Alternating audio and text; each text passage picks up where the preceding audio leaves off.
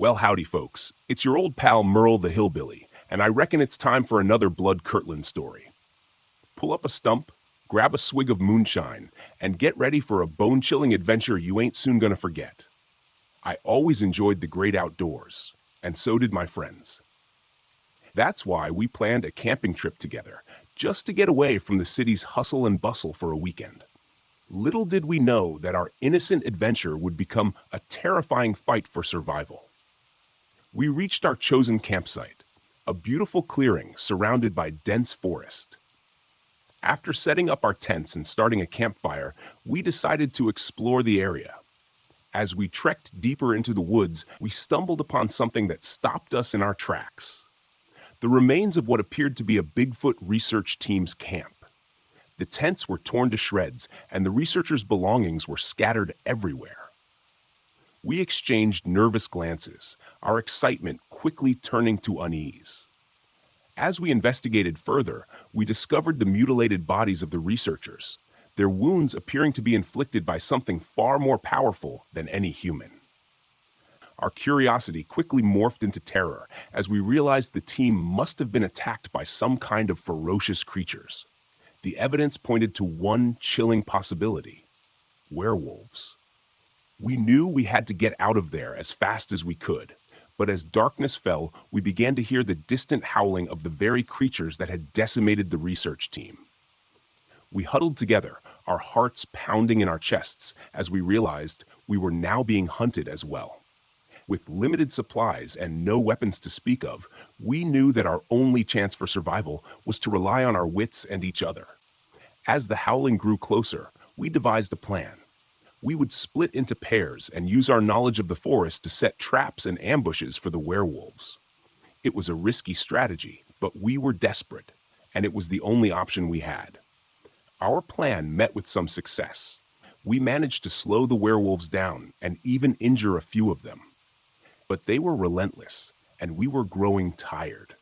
With every passing moment, our situation became more dire. We knew we couldn't keep running forever. We needed to find a way to stop the werewolves once and for all. In a last-ditch effort, we lured the werewolves to a nearby cliff where we planned to use our combined strength to push them over the edge. It was a dangerous gamble, but we had nothing left to lose. As the werewolves charged toward us, we braced ourselves for the final confrontation. With a surge of adrenaline, we managed to push them off the cliff and watched as they disappeared into the darkness below. Exhausted and emotionally drained, we collapsed on the ground, the realization of our survival washing over us. Our camping trip had taken a dark and unexpected turn, but we had managed to survive by relying on each other and our resourcefulness. We would never forget the terrifying ordeal we had endured, and we knew that our friendship had been forged even stronger through the crucible of fear and danger. Thank you. I was squirrel hunting on public land in northwest Indiana, managed by the Indiana Department of Natural Resources, about an hour from my house. It's my habit to start hunting early in the morning. I'd never felt any pressure while hunting in this area, or since the incident, so I thought nothing of hunting that day. It was fairly quiet, except for the occasional twittering of birds. Around 11 a.m., I decided to take a little break and have a snack from my pack, so I sat down along the trail. As I sat there, a voice came into my thoughts that said, "Behind you." I've preached to listen to your inner voice, and trust it, I did. I turned around to look behind me. As soon as I turned, I saw an enormous being, about 9 feet tall and 1,000 pounds, with long, flowing reddish-brown hair all over its body, resembling an orangutan in color. I only saw it for 1 or 2 seconds, because that's how long it took for it to stride across the trail opening. I got the impression that it didn't know or didn't care that I was there, since it didn't look my way. I was about 120 yards away, just sitting on the side of the trail. I suddenly wanted to get the hell out of there, realizing that I was no longer the apex predator in those woods. The .22 semi-auto rifle I had would have done nothing more than piss off the creature and offered no more protection than a sharp, pointy stick. I headed back to my car, looking over my shoulder the entire time. wondering if I was going to end up as a statistic. But I was not going to let this thing destroy my love for the woods. It took me a while, but I did make it back to those same woods. Now, at the very beginning of my hunts, I say aloud that I'm only there to harvest a few squirrels and to enjoy the woods.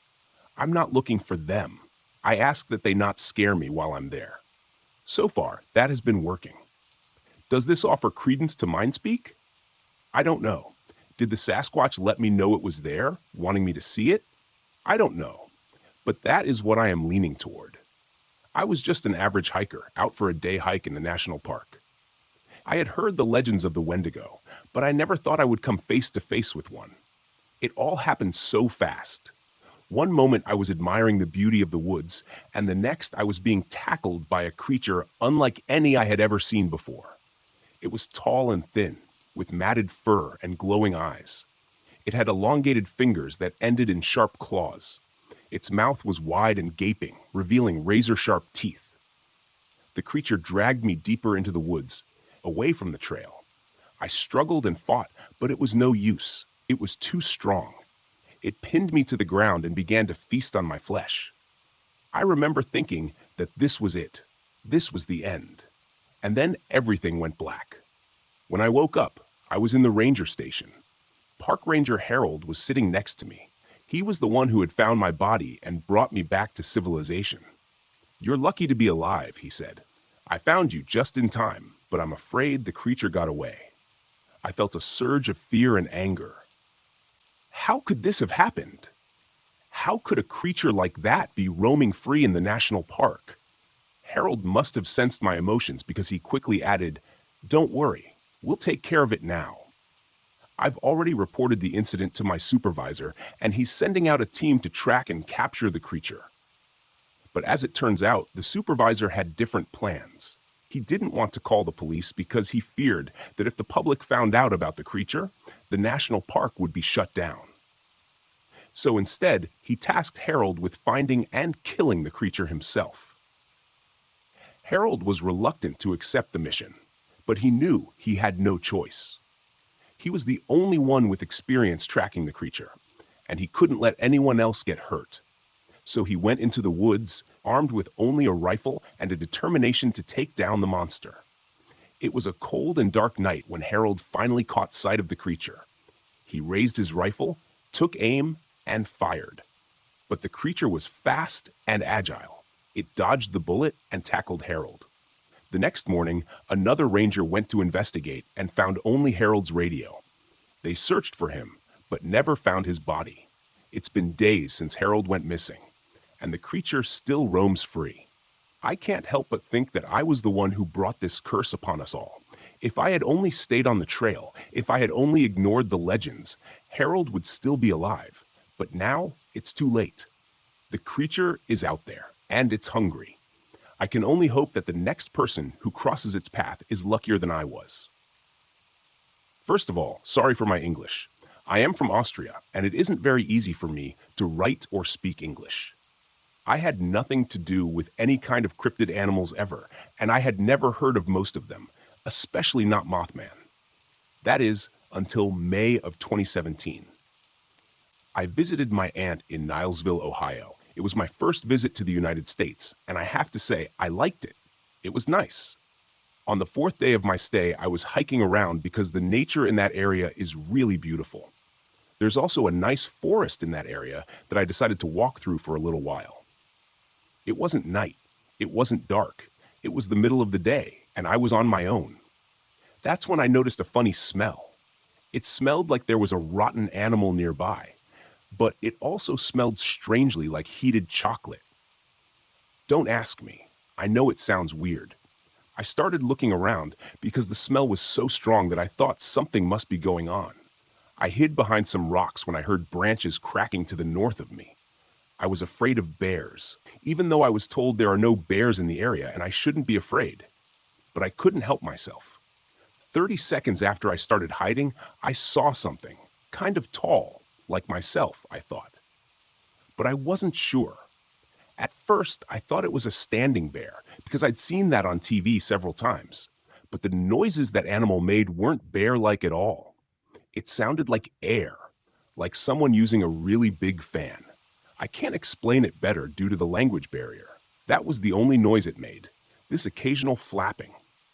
After I hadn't seen or heard anything for 5 minutes, I decided to leave my hiding spot and walk away. After approximately 15 minutes of walking back the way I came, I heard those flapping sounds again and immediately ducked. I snuck behind the next tree. This time, I saw the thing. It was around 20 meters away from where I was, and I couldn't quite believe what I saw. What I saw looked like a large dude, maybe 7 feet tall, in a suit. He, or it, was kind of furry and wore a cape or maybe wings of some sort. Hard to say. The thing had antennas attached to its head and also appeared to be wearing some kind of night vision goggles, even though it was day. It moved quite fast, and every time it shifted, the cape occasionally made those flappy noises. It disappeared after about 10 seconds. When I told my aunt about it, she laughed it off and told me it sounded like I was describing the Mothman, a common legend in some areas. It was just today that I remembered the Mothman and looked it up. And what can I say? The thing I saw absolutely looked like the Mothman. Of course, it could have been some guy. Maybe. But the question is, why would he walk around there, make those sounds and all? And what about the smells? Anyone else experienced stuff like that or knows what I'm talking about? As a park ranger, Sarah had heard plenty of stories about Bigfoot sightings in the area. She always dismissed them as nothing more than tall tales. Until one night when she had an encounter that she couldn't explain. Sarah was doing her rounds, checking the trails and campsites, when she heard a strange noise. It was a low, guttural growl that made the hairs on the back of her neck stand up. She shone her flashlight around, but couldn't see anything in the darkness. Suddenly, she heard a loud snap and turned to see a massive creature standing before her. It was a bipedal brown Bigfoot, towering over her at nearly 8 feet tall.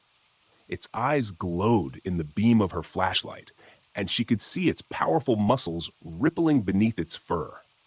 Sarah tried to back away slowly, but the creature took a step forward, blocking her path. She could feel the fear creeping up inside her as the creature bared its teeth, growling menacingly.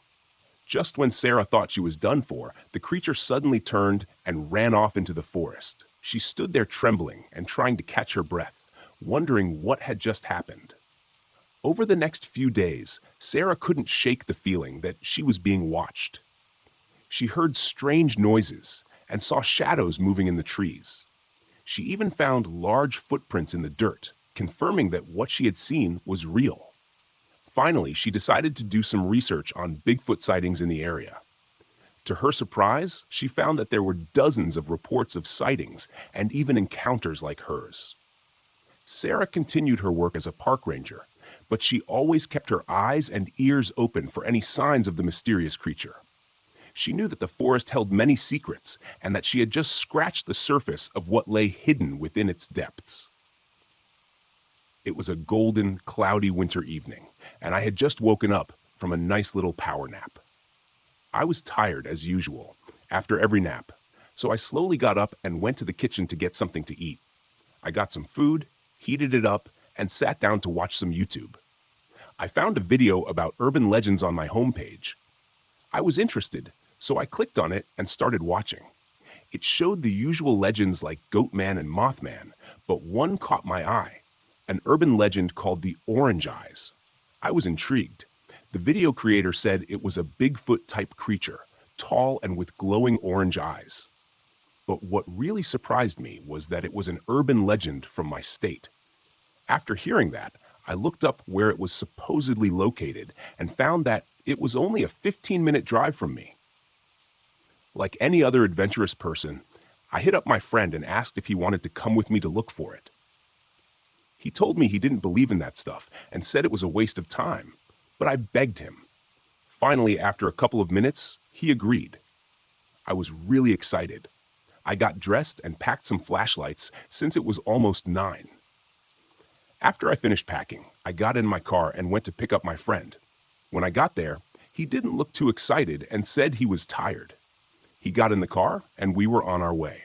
I told him the details and what the creature supposedly looked like, and he said there was no way it was real. I told him it would be fun and that there was probably nothing out there. We got to the road that would take us straight to the area near the forest entrance. While driving, I couldn't shake the feeling of being watched, but I tried to ignore it. We got to the entrance, and I handed my buddy a flashlight because it was pitch black outside. I asked if he was ready, and he said he was good. So we started the nightmarish journey into the forest of the Orange Eyes. We walked for a good hour or so without anything happening. My buddy said he was tired and wanted to go home, but I asked to stay for 2 more hours. He agreed, and we continued walking. Again, I couldn't shake off the feeling of being watched. I asked my friend if he felt the same, and he said, yeah, ever since we turned onto the road, he'd felt it too.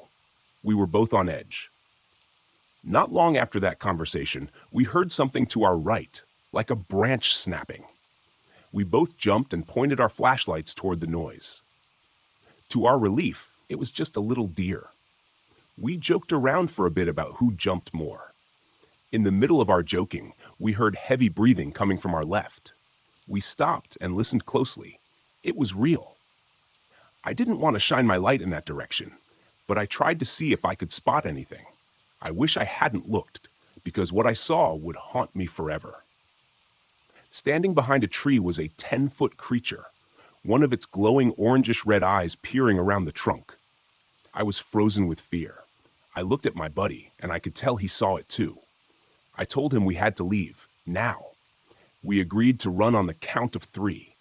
I started counting, but didn't even get to 2 when I felt warm breath on the back of my neck. I screamed, "Run!" and we took off at a dead sprint. As we ran, I heard the trees shaking and felt the ground trembling. My lungs were burning from the cold, thin air. We ran for what felt like hours until we finally saw the car. I reached into my pocket, grabbed the key, unlocked the door, jumped in, and started the engine. I threw the car in reverse so fast I felt like I could be a stuntman in a racing movie. I whipped the car around, slammed it into drive, and floored it down the road, never looking back. Once we felt far enough away, I eased up a bit. I asked my buddy if he was okay, and he said he was fine. On the drive home, all I could think about was how close that creature had been, close enough for me to feel its breath. I dropped my friend off and told him to stay safe. When I got home, I took everything off, showered, and went to bed. The next morning felt normal, almost like the previous night had been a bad dream, until I saw my backpack. It had a big slash across it, probably from the creature or a tree branch while we were running. I called my friend to check on him and continued my day. By now, I've kind of gotten over it.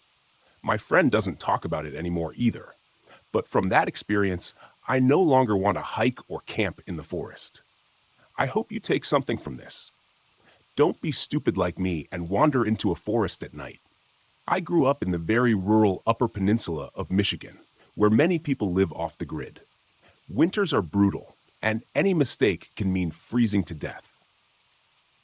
There was a kid in my middle school from one of those families. He could barely read or speak and always showed up covered in mud. One day, the teacher caught him peeing on someone else's desk. When asked why, he said he wanted to leave his scent. Another time, a girl brought a severed deer head to school in a garbage bag to show off her hunt. When I was 7 or 8 and my brother 5 or 6, our mom visited an old college friend in the Texas Hill Country. The house was packed with stuff, full-blown hoarder status. My brother and I saw a dry creek bed and went off to explore, looking for fossils and rocks. I remember it vividly. It was close to sunset, and I had just found a small conical shell fossil. As I was admiring it, the most frightening noise pierced the air, a mountain lion's scream. I looked at my brother. His face was frozen in terror, just like mine. I said, "We have to get out of here now." I dropped the fossil, and we ran back to the house as fast as we could. I will never forget that sound. There's a place way out in West Texas where my wife and I camp. It's riddled with mountain lion tracks, scat, and sounds. After exploring, I realized it's perfect for them. Plenty of food, water, shelter, and extremely remote. A spring flows from the rock, supporting cottonwood trees and tall grasses. It's not a place I would go for a nighttime stroll. Cats could ambush you with ease.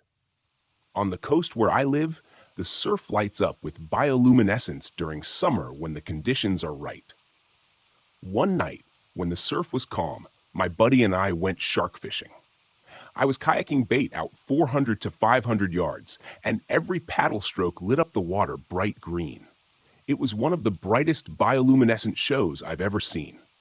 As I paddled, admiring the glow, I noticed something else lighting up the surface, heading straight for me. In the moonlight, I saw a dorsal fin cutting through the water. Oh no, this isn't happening. I was a sitting duck, only a small knife and paddle to defend myself. I started paddling as fast as I could, hoping to beat it to shore. Impossible. I'm about to have to wrestle a shark. I hear a blast of air, the exhale or inhale of a dolphin. It turns a few feet away from me and heads off. I still paddled my ass back to shore in a hurry. We ended up catching some nice sharks that night. I've seen lights in the night sky on 2 different occasions that none of us who saw them can explain. Pretty bizarre. Both instances, the lights looked close, as in well within the lower atmosphere. About 15 years ago, I traveled to Spain with my best friend. We were both around 20 at the time, living the carefree young adult life. Just 2 guys having a great time. We were in a warm country with no carefully filled itinerary whatsoever, just living in the moment, doing whatever we felt like. My friend, who originally came from Spain, still had family there, which made the month-long trip very affordable since they offered us free accommodation, a roof over our heads, a working bathroom with fresh showers, and 3 meals a day if we liked. They also gave us a spare key so we could come and go as we pleased. During the day, we often went swimming to keep cool, and during the evenings, we explored the city, went for drinks, or went clubbing. Toward the end of our stay, the father of our host family, my friend's uncle, took us out for a fishing trip. We had a lot of fun at sea, although the trip was cut short because we had a bit too much fun consuming beers.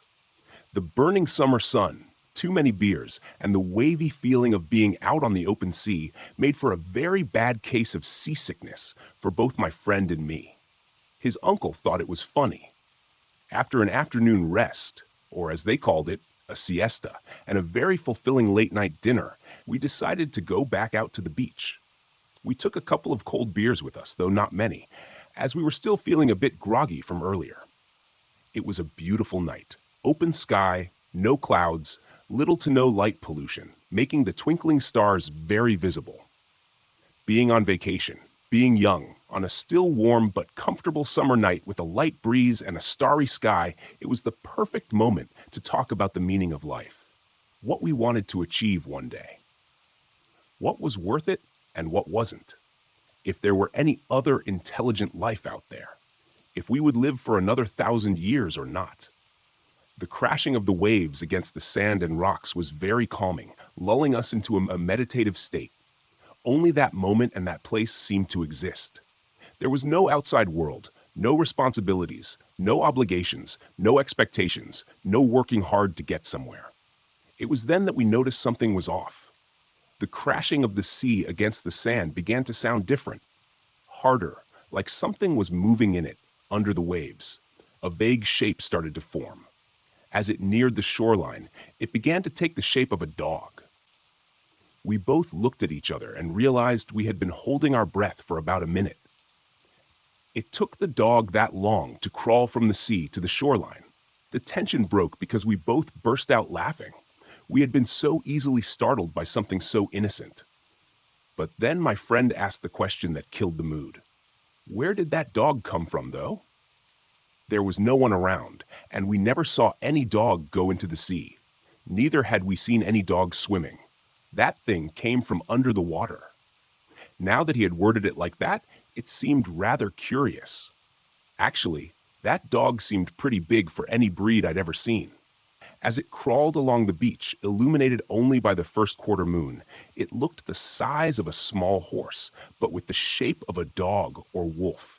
It had matted fur, very prominent bony joints in its knees and elbows, and walked awkwardly. my friend and I debated whether we should follow the beast. We decided we actually wanted to find out what it was. I took out my phone and started to film it, for as much as a 2008 smartphone could capture in the dark. By the time we reached the spot where it had emerged from the water, it had already reached the sand dunes and disappeared into them. We saw it had left tracks and decided to follow them into the dunes. We weren't prepared for what we saw next. The beast had left tracks in the wet sand, in the form of individual hoof prints in a straight line, not the crisscross pattern of any four-legged animal. No horse could have walked in such a line. And even though it was the size of a horse, it looked nothing like one. Nor are horses aquatic animals. We followed the tracks into the dunes and went over the first one. That's when we saw the beast standing about 10 meters away from us in a patch of moonlight. It didn't look like a dog anymore either. It looked like it had the lower half of a goat and the upper half of something like a werewolf. The dimensions were off. The shapes were awkward. It was such a large animal, neither of us could relate it to any existing creature we knew of. Its fur was matted, its joints were bony, and it had come out of the water, yet could walk and survive on land. Then it turned toward us. As it slowly turned its head, it stood on its hind legs. Not only could this beast survive in water and walk on four legs, it could stand and walk well on two legs as well. Standing upright, it gained even more size. It must have been around 2.5 meters tall. It stared at us with red, glowing eyes. These were not to be mistaken for the reflective eyes of a nocturnal animal. These were glowing from within. I felt stuck, completely frozen. But luckily my friend, who was 2 steps behind me, had the mind to run and pulled me with him. We ran for what felt like an hour, but must have been closer to 10 minutes because we reached the house before we knew it. The beast hadn't followed us, or at least not all the way. We told the entire story to his uncle. Of course, he thought we were still drunk and tired and had imagined it. But when we showed him the recording, he went pale. He took a shovel, because a gun would have been more impressive, but the average European doesn't just have a gun lying around, and asked us to show him where we saw it. We searched for almost 2 hours, but didn't find the beast again. However, we did find the hoof marks, though they had started to wash away from the sea current. We went back home, trying to make sense of what we had seen, but we couldn't. We needed to know what kind of animal this was. We started Googling everything. Of course, the goat-like lower half led us to a lot of myths about the devil, which we initially discarded. We had seen a real living creature, something unknown to humanity, and we wanted to know if anyone else had seen it. It was only when we Googled hoof marks in one straight line that we stumbled upon the term the devil's footprints. So it was an actual thing, or at least something that had supposedly been seen before. The myths and stories described exactly what we had seen with our own eyes. In the few days we had left in Spain, we spent our nights out with my friend's uncle, trying to find the beast again, but we never saw it. When I returned home a few days later, I saved the recording to my hard drive, unsure what to do with it. I didn't want to be that crazy guy who claimed to have seen the devil, because I still don't believe it was. I just want to know what animal it was, and why we haven't documented such a creature yet. I tried to forget about it, but couldn't. A year later, I decided I wanted to publish the recording, hoping someone could make sense of what we saw that night.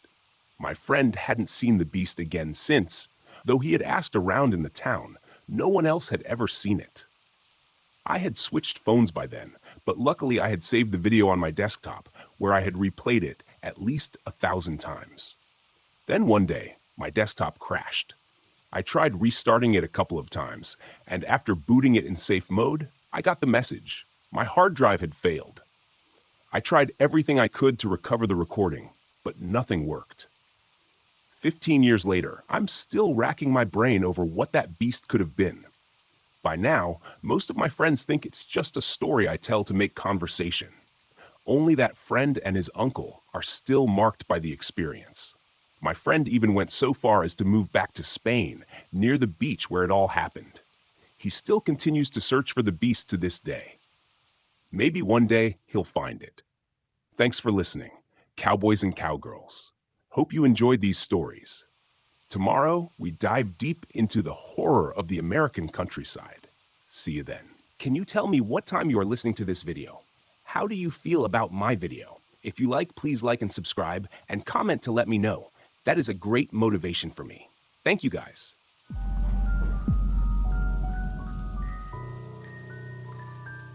Clay, y'all. Merle Hillbilly here. And I got stories so creepy they'll make your knees knock. So put on your best flannel shirt and grab a jug of moonshine, because we're about to venture into a world of pure terror. When I was younger, I used to go to a place called Desolation Wilderness near Camino, California. It was the perfect place for camping and fishing. Realizing that it had been a few years since my last trip, I talked a friend of mine into going camping and fishing. We managed to talk another friend into coming with us, and then we were off. We arrived around 1 p.m. and decided to hike upstream from a place called Wright's Lake. When we found a good spot, we would set up camp. After walking for a couple of hours, a ranger found us hiking and told us that we actually weren't even technically in Desolation Wilderness yet, and that we needed to keep hiking a bit longer. I started tearing down the camp, but I guess the other two guys were not as enthusiastic about the trip as I was. They left for Placerville to find a hotel room. When they left, I hiked up a bit farther, but I started to worry about the amount of time I had to find a place and set up my camp before dark. As I hiked, I tried to remember the ranger's instructions, but I ended up getting lost. Finally, I found a granite cliff with a stream that had a beautiful pool of water and was right on the tree line. I thought it was perfect, so I set up camp and started fishing. When the sun had set and the sky was dark, I decided to go to sleep. Cozy in my sleeping bag, I started to drift off. But then, I heard something growl outside my tent. I grabbed the .45 compact handgun from its case and looked down through the screen on the front of the tent. From where I was standing, I could only see a dark figure, about 4.5 feet tall, standing near the trees. Thinking it was a bear, I started yelling, hoping to scare it away. It didn't move, so I fired a shot at a dead tree nearby. That startled it, and it ran back into the forest, but to my surprise, it didn't go very far. I climbed back into my tent, then I heard crashing sounds. It was the sound of rocks falling off the cliff and hitting the pool below. This was unnerving.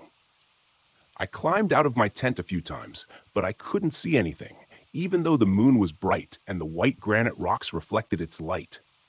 Crashing rocks hit every few minutes until around 2 a.m. Then it stopped. But I heard something rustling just outside my tent. I yelled at it and tried to scare it off, but instead of leaving, I heard a very deep growling sound in return. At this point, I didn't want to wait until it got too close. So I got out of my tent and looked around. Nothing. I decided to shoot the tree again to see if the creature would react and run back in the forest again, just like the first time. But it stopped again. As I listened to the sounds of its movement, I realized it was running on 2 feet. This was not a bear. I didn't want to go back into my tent. I grabbed my sleeping bag and moved over to the middle of a big slab of white granite nearby. I felt safer. I knew the forest was farther away from me, but I could still hear the noise of rocks crashing. I prayed the sun would come up soon. At about 4:30 in the morning, I was awoken from my light sleep. I looked back at the trees but didn't see anything. Then I looked back over at my tent. There it was, standing at the side of my tent. I panicked, picked up my gun, and shot at the side of the creature, but it didn't flinch. Then, with giant steps, it walked toward me. I shot at it again. I wasn't sure if a .45 would even stop such a beast, but it was my only hope. After the second shot rang out, it ran off into the trees. Shaking like a leaf, I sat down clutching my gun. I waited for hours until the light started to appear in the sky. I broke camp and headed back down to Wright's Lake. That was the last time I saw the creature. That was also the last time I went to Desolation Wilderness, and I will never go back. In northern Canada, I went deep into the wilderness with my father and my eldest brother to hunt for moose. We left in the early morning just before sunrise, trying to cover as much distance as possible before nightfall. We traveled winding rivers and had to repeatedly portage over rapids all day.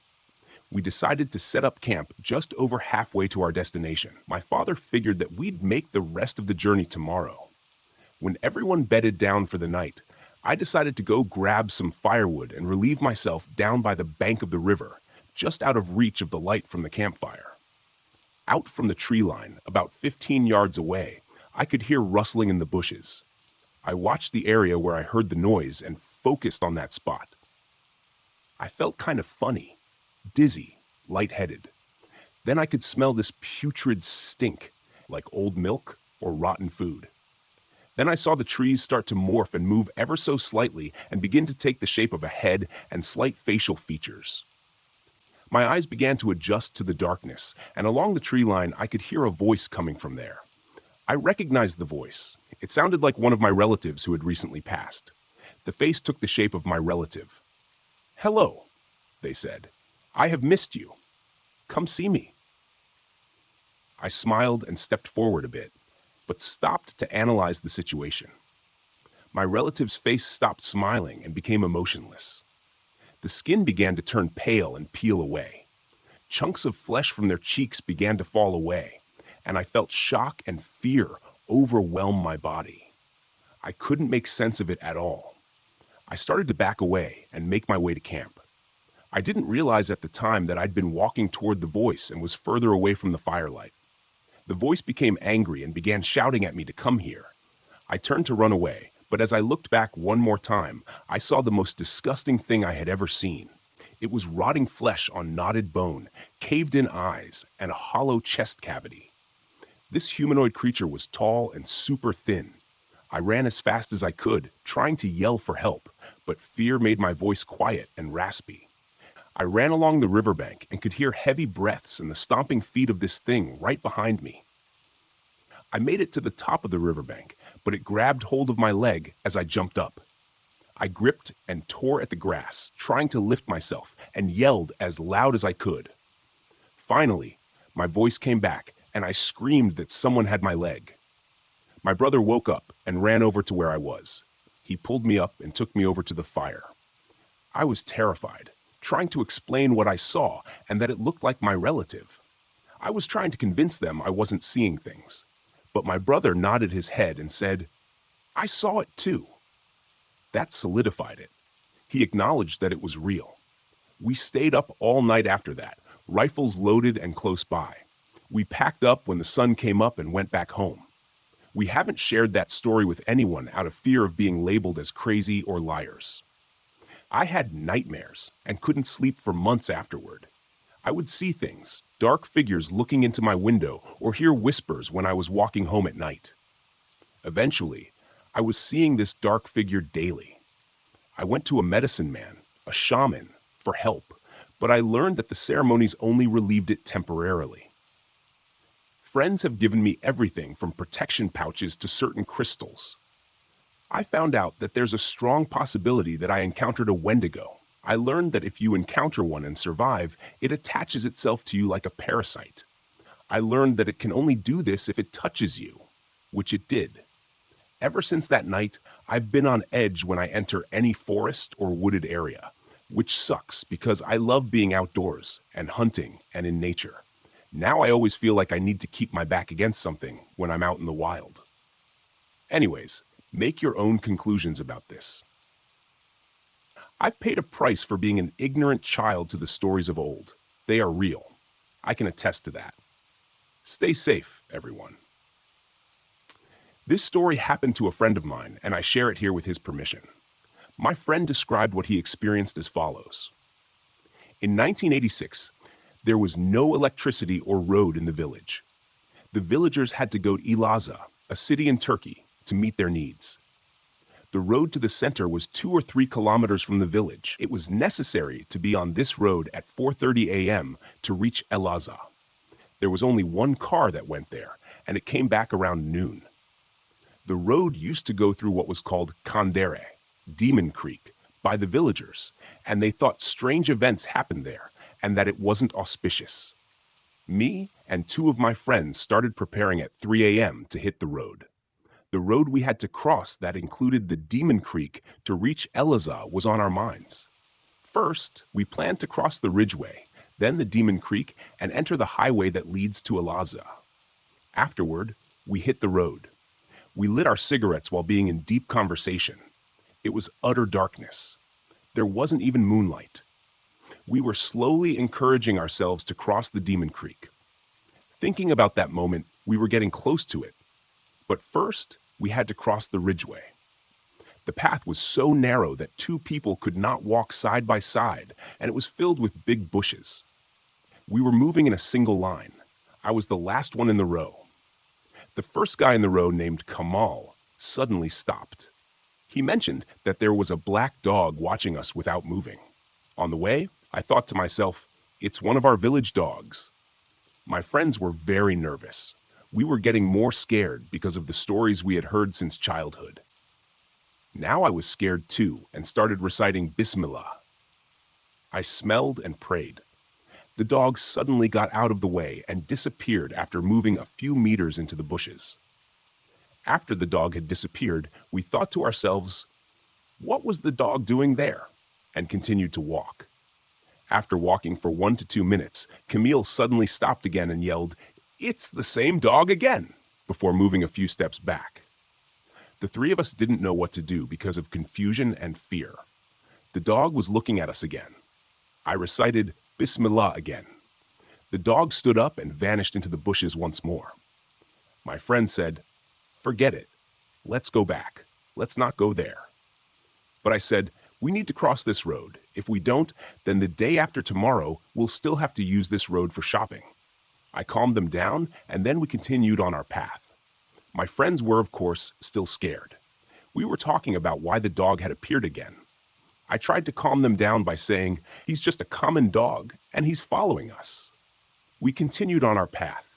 We couldn't believe our eyes when, after 3 to 5 minutes, a cold black goat was standing on the road, blocking the way. We were so scared, we started to pray and recite Bismillah. The goat suddenly disappeared. Its disappearance made me comprehend that these events weren't ordinary at all, and we were now seriously scared. But going back was not an option. I calmed my nerves, moved to the front of the group, and guided my friends. I was both praying and leading the way. There was only one sharp corner left before Demon Creek. We were shocked when we finished crossing the sharp corner. What we saw was indescribable. A long, white as snow, shining silhouette-shaped mass. Whatever it was obvious that it had arms and legs, but its face was ambiguous. Then it started to create sounds, rumbling, screaming, crying. We closed our ears with our hands. We were throwing ourselves on the ground in fear and flailing. At the same time, it was blindingly bright. I started to recite my known prayers. My friends were yelling, cursing, and completely disoriented. I was thinking about how to escape the situation while staying calm. I dragged my friends away from the incident. As we escaped, the screaming turned into laughter. The laughter echoed in our minds. We headed back to the village, but we didn't know how we managed to return. At the entrance of the village, there was the house of Camille. When Camille's parents saw us, they couldn't believe their eyes. "What's the matter with you?" they asked. Our faces were pale. We couldn't speak, trembling and making noises like dummies. They informed our relatives, who also came. They tried to grasp the situation. I rested for a while, drank some water, and told them the story. The villagers were stunned. They told us to thank God that we came back in one piece. We thought we had saved ourselves, but from sunrise to sunset for 40 days, we had heavy headaches, skin rashes, and huge herpes sores on our lips. Later, I was driving home from work on a 6-lane highway heading west in Hamilton, Ontario. As I drove on my side of the highway, I saw a dog cross from the left side to the right. That area is full of trees, bushes, channels, and ravines, offshoots of Lake Ontario. When I saw the dog, it was approximately half a kilometer ahead of me. The astonishing thing about this dog, I'm certain it was a dog, was that its length from nose to rump, excluding its tail, covered almost the full width of the lane, 8 feet. It was heading back into a small valley filled with heavy forest and a ravine. I couldn't believe a dog could grow to that size. I still remind my boyfriend of this occasionally. I have no witnesses. This happened to me in July of this year, and I've been thinking about it constantly since. I'll try to sum up the experience as best I can. I'm kind of a mentally ill weirdo. I have borderline personality disorder and complex post-traumatic stress disorder. And I'm a 24-year-old girl who lives alone in the city, just minding my own business. I have a few friends, but I'm not close with my family. It's not unusual for me to go a few weeks or months without really seeing anyone besides coworkers, especially during the pandemic. So I've just been doing my own thing. This encounter happened during one of those few-week stretches of isolation. I'm only giving this bit of exposition so people can understand my psych history and mental state, etc. So, at the start of July, I got this uncontrollable impulse to go camping and stargazing. I never go camping alone, hadn't gone in 4 years, and had no camping gear whatsoever. But I wanted to go for some reason. I researched some good dark sky spots in Utah, found a cute little campground about 4 hours into the desert, and reserved the last spot available for a week later. I bought all my stuff the day before and just drove up.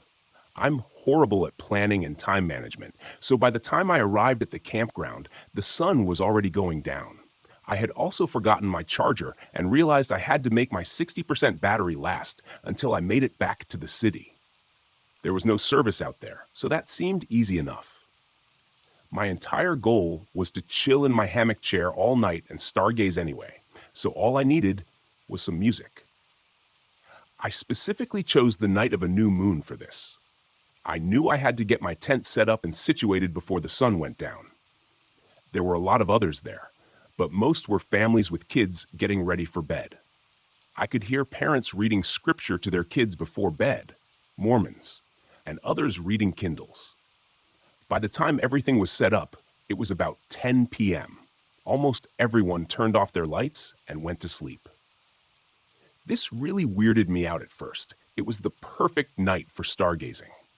I didn't see a single other person setting up a chair, no telescopes, no one even outside their tents looking up.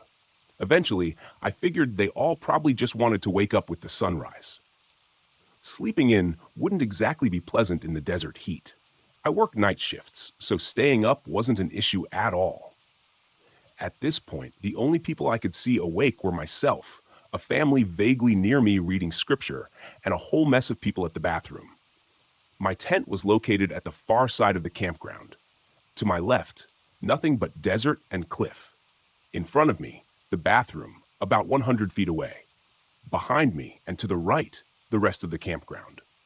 There was another bathroom on the far side of the campground behind me, probably around 700 to 900 feet away. These 2 bathrooms were the only sources of light in the campground, aside from a few people using flashlights to go to and from the bathroom. Like I said, I'm a bit of a weirdo, which makes telling this story honestly to others hard.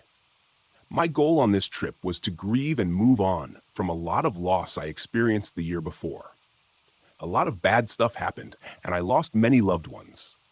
Sometimes a good mushroom trip can really help find closure when it comes to grief. That was my only goal. I took around 2 grams and was coming up around 11 p.m. Now, hear me out. What kind of close encounter story is believable when the person telling it was on psychedelics?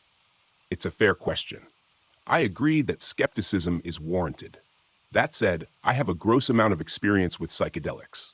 I've tripped in even weirder and more isolated places than this. I've tripped on mushrooms dozens of times and on acid over 100. I've kept tons of trip journals and recordings. Never once has anything like this happened before or since. I've never seen things or entities, never had paranoia about something being there that wasn't. My trips are always the same. Textures get wavy, emotions heighten, I feel peace in my mind. That's it. I'm convinced what happened in the desert wasn't caused by the drugs. It simply happened while I was tripping. It would have happened even if I hadn't taken anything. That's just my opinion, though. I definitely invite skepticism. So I was coming up ready to stargaze. I needed to pee, though, and all the people hanging around the bathroom were making me nervous. No one else seemed to be awake. No lights on, no tent flaps open. Eventually, I caved and went to the bathroom. No one bothered me. I started walking back to my chair. My spot was close to the bathroom, and I could walk from the front of it in a straight line in the dark and always hit my tent in about 25 seconds. Because it was that easy, I didn't bother turning on my flashlight. Plus, saving my phone battery was still a priority. As I walked through the dark, I saw the outline of my hammock chair, and a person standing right next to it, staring at it. I froze and stared. I was super confused. Why was this person in my camp spot, alone in the dark, staring at my chair? Maybe they were curious. I waved at them, but they didn't respond. I moved closer, and I guess the sound of my footsteps alerted them, because they shot their head up toward me, took around 3 steps in my direction, then backed up about 6 steps, flashed a bluish flashlight in my eyes, and fast walked toward another person I hadn't noticed, who had also been standing silently in the dark, about 15 feet away. They both stand next to each other, shining their blue flashlights at their feet, and they both move around me towards the bathroom and disappear into the girls' restroom. Weird, right? I thought so. Standing there all terrified like a dumbass, I rationalized that the first person must have been waiting for their friend to catch up or something. I sit down and finally put on some good music in my headphones and just melt into the beautiful show playing in the sky above. It's now around 11:30 to midnight, and there are still people messing around near the women's restroom. It's actually just really distracting at this point and bugging me a lot because it's right in my line of sight. They just keep waving their flashlights around and coming in and out, but they never seem to go anywhere.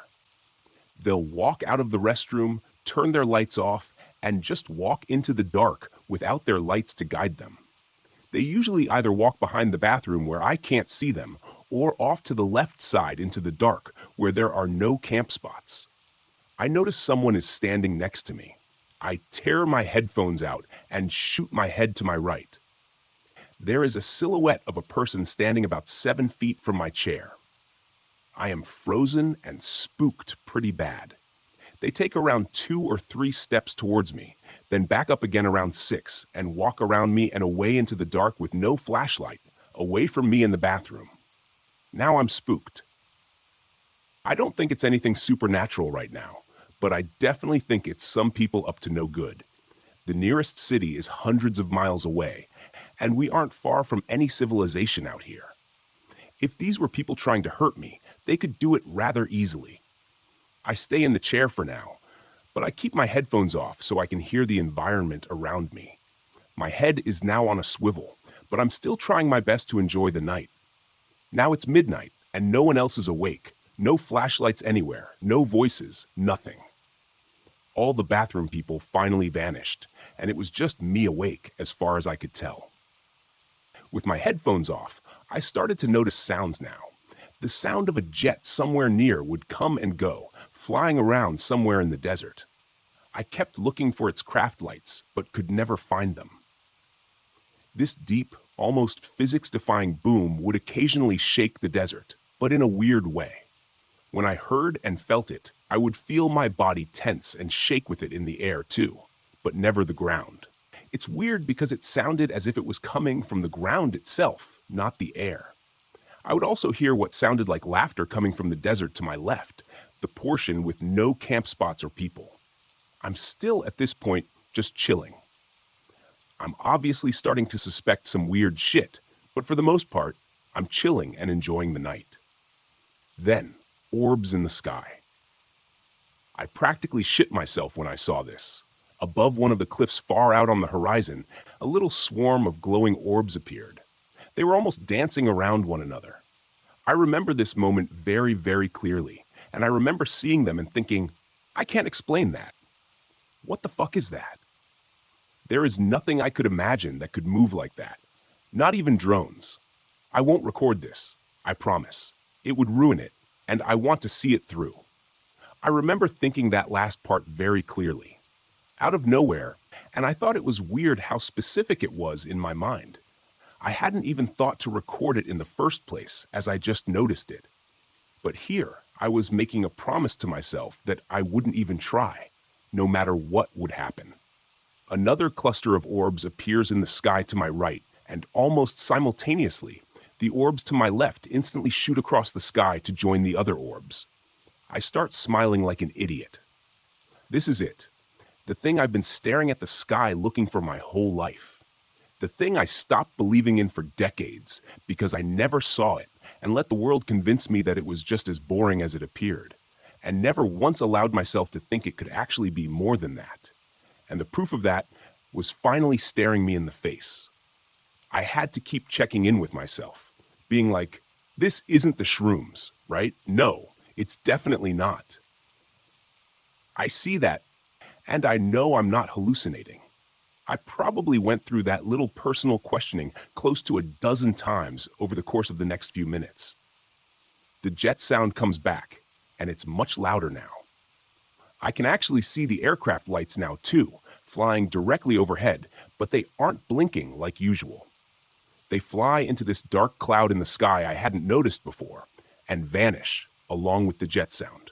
The orbs continue playing around each other until they vanish too. All in all, I'd say this lasted for like an hour. It's now around 1 a.m., and I really gotta pee. Obviously, I hold it as long as I can because I am witnessing the single most special thing I'll ever get to see right in front of my eyes. But eventually, I break and just want to get it over with. So, I'm a trans woman. I wouldn't even bring that up if it didn't have some sort of relevance to the story. To be honest, I look and sound exactly like a girl. It's pretty much impossible for people to tell I'm not cis, and I haven't been clocked in a long time. But I still have a penis. I'm out here in the desert, on shrooms, witnessing some high strangeness. But I still gotta be careful what bathroom I use. Normally I would just use the girls, but those people I encountered earlier were still making me paranoid. So I figured, if worse comes to worst, I'd rather be caught in the men's in case there are some weirdos out here. And there I am, doing my thing at the urinal as fast as possible, zip down and start going. The moment I start, the door to the restroom shoots the fuck open. Some guy with short brown hair, around 5'6½", with a sunken, droopy face, runs in, eyes glued to the ground, and barges into the stall next to me, shutting the door and doing his business. The only word I could use to describe him was he looked sick. This obviously scares the fuck out of me. It's like 1 a.m. I haven't seen another human being in a few hours. I just saw the light show in the sky, and I'm a sass-looking girl peeing standing up at a urinal, alone with this dude. He pees for, no joke, 3 seconds. That's it. All that rush, all that urgency, for 3 seconds of tinkle time. Who does that? He spent the rest of his time in there slowly pulling out toilet paper from the roller for some reason. I'm a dumb bitch and just held my bladder for way too long, so I'm trying my best to just get it all out so I can leave, but it's taking forever. I finally finish and, for some reason, go to wash my hands. I don't know why. It just felt like the right thing to do in the moment. LMAO. The guy shoots out of the stall again, way too hard and fast, comes in right next to me at the sink, washes his hands for a total of 2 seconds, and leaves the bathroom as fast as he entered. I'm just kind of shook. But again, I'm trying to rationalize this. I just think he's probably tripping too, and the sight of some girl peeing at the urinal at 1 a.m. probably made him think I was an alien. So I head out and back to my chair. The moment I sit down, the lights in the bathroom I was just in shut off all at once, both the girls' and boys' bathrooms. No one enters or leaves either. Now, just a single tiny yellow bulb can be seen glowing above a park ranger's bulletin board on the side of the building. I sit down and almost can't help but invite more weird stuff to happen around me. The jets are back now, and louder than before.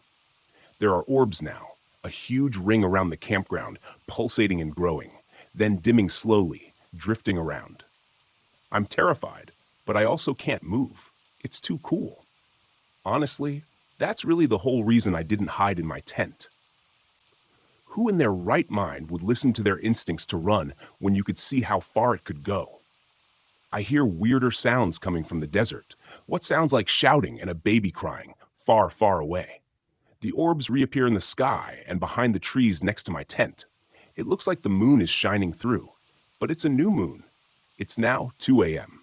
The bathroom lights come back on, but only in the men's restroom. The women's remain off, and I see no one come or go. At this point, the only thing that has come out of my mouth for a while is, I'm a dumb. Why am I doing this? This is terrifying, and I'm dumb for just letting it happen. I'm very aware of my desire to run and give in to the fear, but that's highly outweighed by my curiosity. At least it was. Until a person came from seemingly nowhere with no flashlight and no clear direction. They walked in front of the bathroom, and it was terrifying. Normally, that wouldn't be scary. It's just a person. But this person was easily 10 to 13 feet tall. The bathroom itself is around 13 feet tall, and this person's head was level with the top ventilation window. The crown of their head was taller than the building itself. They walked in front of the restroom and into the dark, and I shot out of my chair. The only thing I said was, "Nope, nope, that's my line. That's terrifying. Nope, nope," or something like that. As fast as I could, I ran into my tent and quickly zipped it up. There was no not running at this point. My sympathetic nervous system took over completely and was very adamant that I needed to hide. It's hard to describe what I felt, but it was the most primal fear I've ever felt. I have borderline personality disorder and complex PTSD, so I'm used to feeling a staggering amount of terror in my mind on a daily basis when my symptoms show up. But this was on a whole other level. It was like some deep animal part of me understood the moment I saw them that I was no longer at the top of the food chain. Another ultra predator, much smarter than me, had just made itself known. My body tensed up like a wild animal at the sight of it. I felt truly humble and small in that moment and knew I was outmatched. They were now outside my tent, scurrying in non-circles. The sound of their footsteps gave way to the feeling of their voice playing side by side with my own inner voice. This is where it gets hard to explain. We talked, but talking isn't the right word. They communicated in pure concept and feeling. It was so subtle and instantaneous that it's hard to describe how obvious it felt, while also being so subtle it could almost be indistinguishable from my own thoughts or emotions. The things we talked about were rather personal, so I won't go into too much detail. I asked them about the jets, whether that was us, and if we were trying to find them. They said yes. I said, "But we aren't smart enough to find you guys." They said, "No, you are smart. You just aren't creative." They said they are scared of us too, but are much more aware of us than we are of them. They want to know us more, but it's hard. Too much complication. They cited me running and hiding as proof. I said, "That's natural. I'm still an animal with a nervous system hardwired for survival. Something new and unknown is going to do that to people, no matter how rational they try to stay." They said they liked me because I was honest about the fear. They were scared too. They want freedom, and they want that for us as well, but they aren't quite sure what to do, or at least they wouldn't tell me. Whenever I would ask their name or why they were here, they would deliberately ignore me. They also seemed to get a kick out of messing with me, also citing that as a reason for the contact. They did one thing that really stuck with me. They showed me that they have always cared and always will. It's hard to describe the feeling they gave me, but it really was unconditional love. They called me family and kept expressing their love for me. They told me that I chose this. I didn't really get that part, but when they said it, all these memories from my childhood flooded in. I'm still struggling to draw any connections. After a while, of course, I had to pee again. I did, and nothing happened. I went back into my tent, ate some trail mix, and recorded an audio note of what we had just talked about so I could remember as much as possible. Then I noticed the time on my phone said something like 11 a.m. My phone has never messed up like that before. Changed the time on me. It was a little validating to see, to be honest. It was very clearly still the middle of the night, not 11 a.m. I left the tent, and they messed with me some more. More orbs in the trees, lights going off in the bathrooms, etc. Eventually 5 a.m. hit, and they were gone. The sun came up, and I headed home. There's a lot of detail I skipped over as this post is already way too long, but there you have it. Like I said, I don't expect anyone to believe me. I invite the skepticism, honestly. I was under the influence of a psychedelic substance, but I have to say, out of the hundreds of trips I've had, I've never experienced something like this before or since. I truly believe that these events happened and that the drugs were not responsible for their inception whatsoever. What to take away from it? I don't know, to be honest. But it was amazing, and I want to meet them again. I am extremely humbled. Now I believe in other beings again, and have this sense of family and home in myself I've never quite had before. Has anyone out there met them too? I'd love to hear your story if so, and let you know you aren't alone in your experience. They are out there, and they do exist. Thanks for listening, cowboys and cowgirls. Hope you enjoyed these stories. Tomorrow, we dive deep into the horror of the American countryside. See you then. Can you tell me what time you are listening to this video? How do you feel about my video? If you like, please like and subscribe, and comment to let me know. That is a great motivation for me. Thank you guys.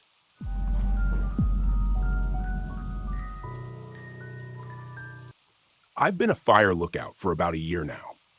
I spend most of my life alone in a small, window-lined, one-room shack atop a steel and wood-frame tower in the middle of the Great Smoky Mountains National Park.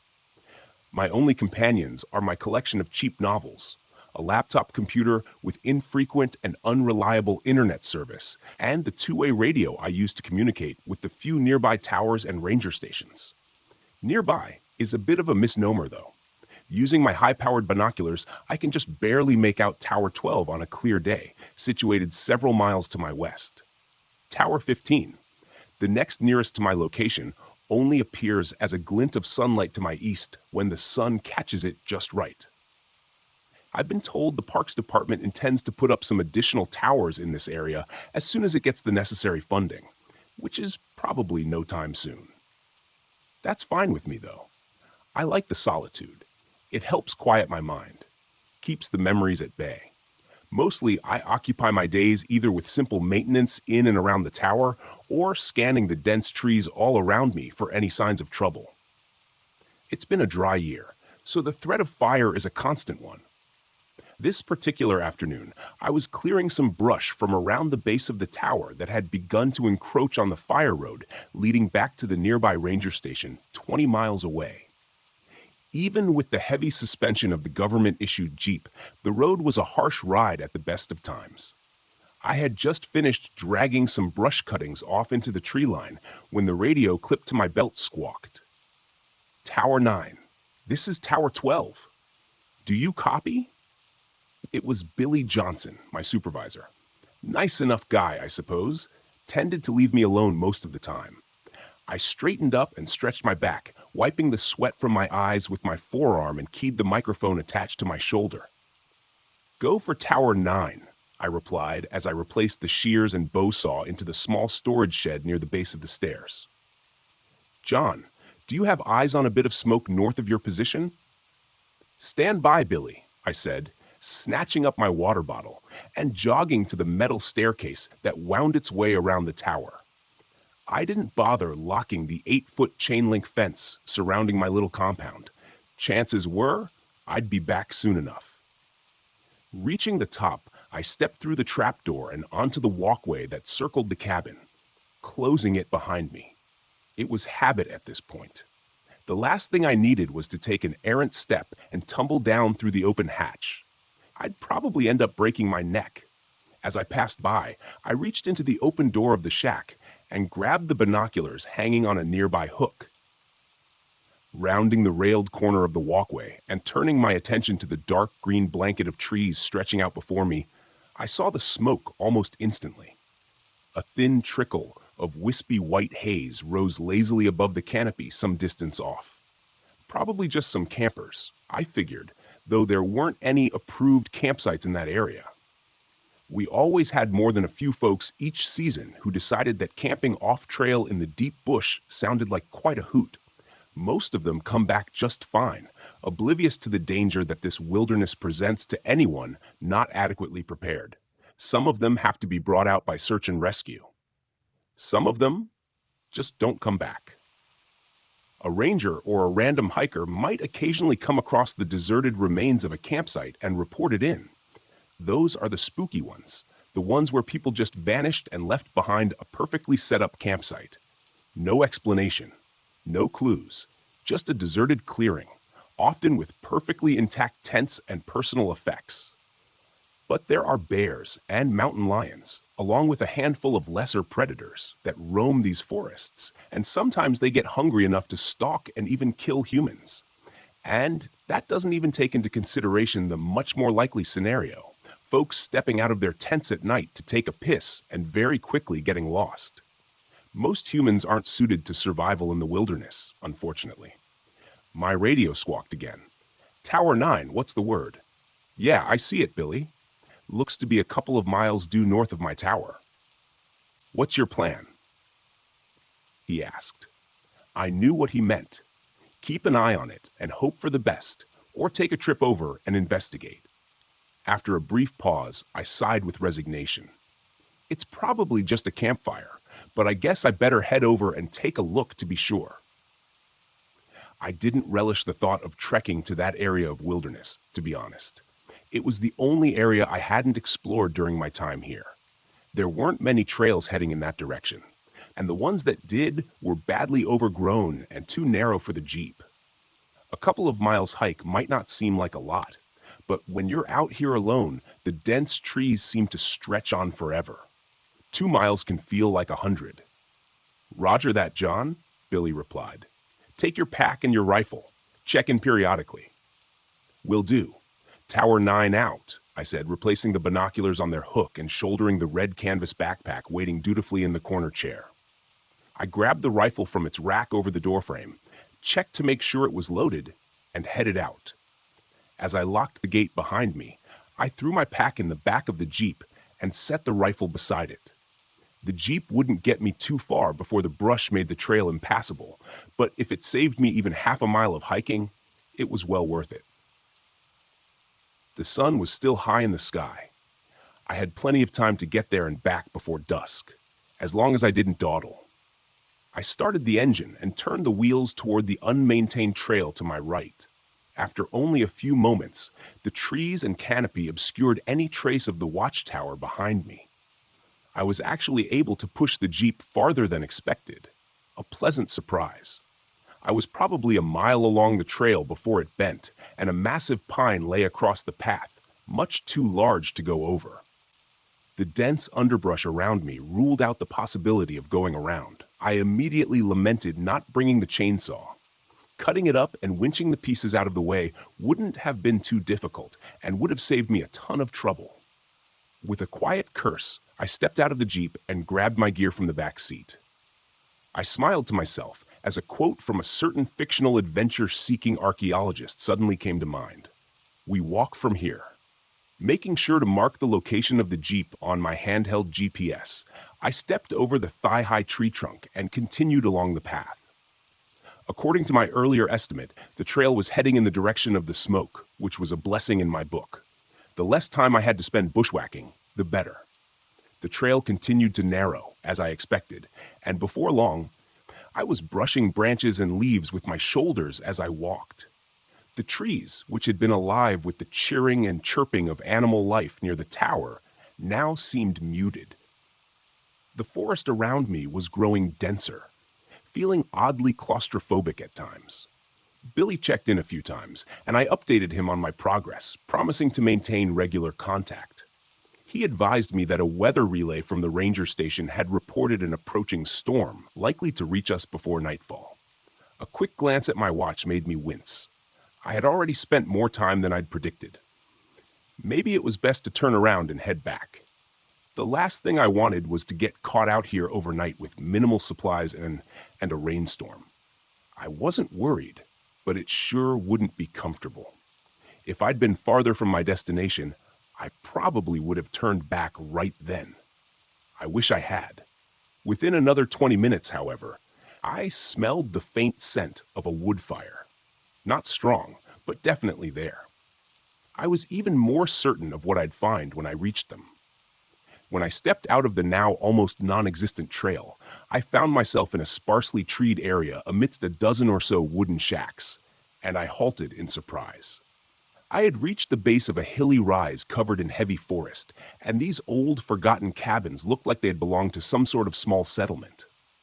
Perhaps an old logging camp, I thought.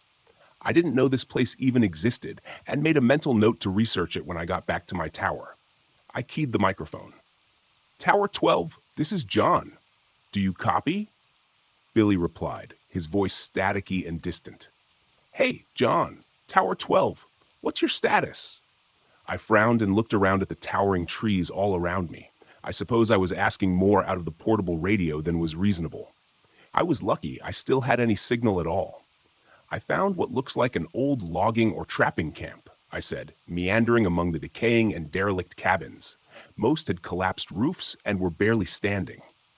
"The campfire has to be nearby. I'm going to take a look around a bit more."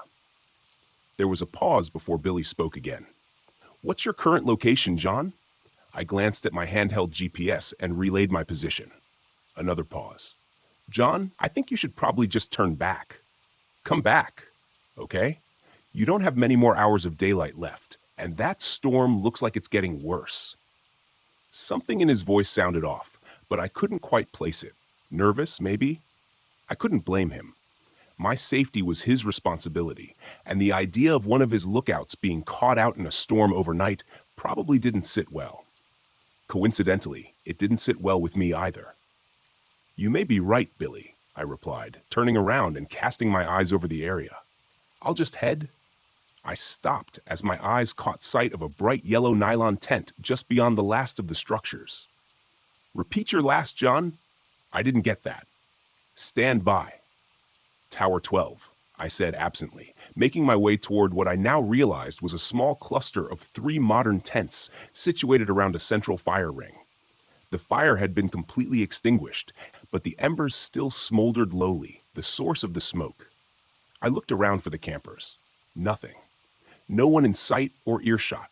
Sleeping bags and electric lanterns were still inside the tents, though I couldn't find any backpacks or supplies. "Hello?" I called out, turning in a circle. "I'm with the Forest Service. Is anyone here?" Nothing. Just the muted echo of my own voice. I was about to dump some dirt on the remaining embers of the campfire and call it a day when I noticed the narrow footpath leading toward the slope. In the soft dirt were clearly recent footprints heading away from the camp. I keyed the mic again. "Tower 12, this is John. I found the source of the smoke. It's a campfire, all right?"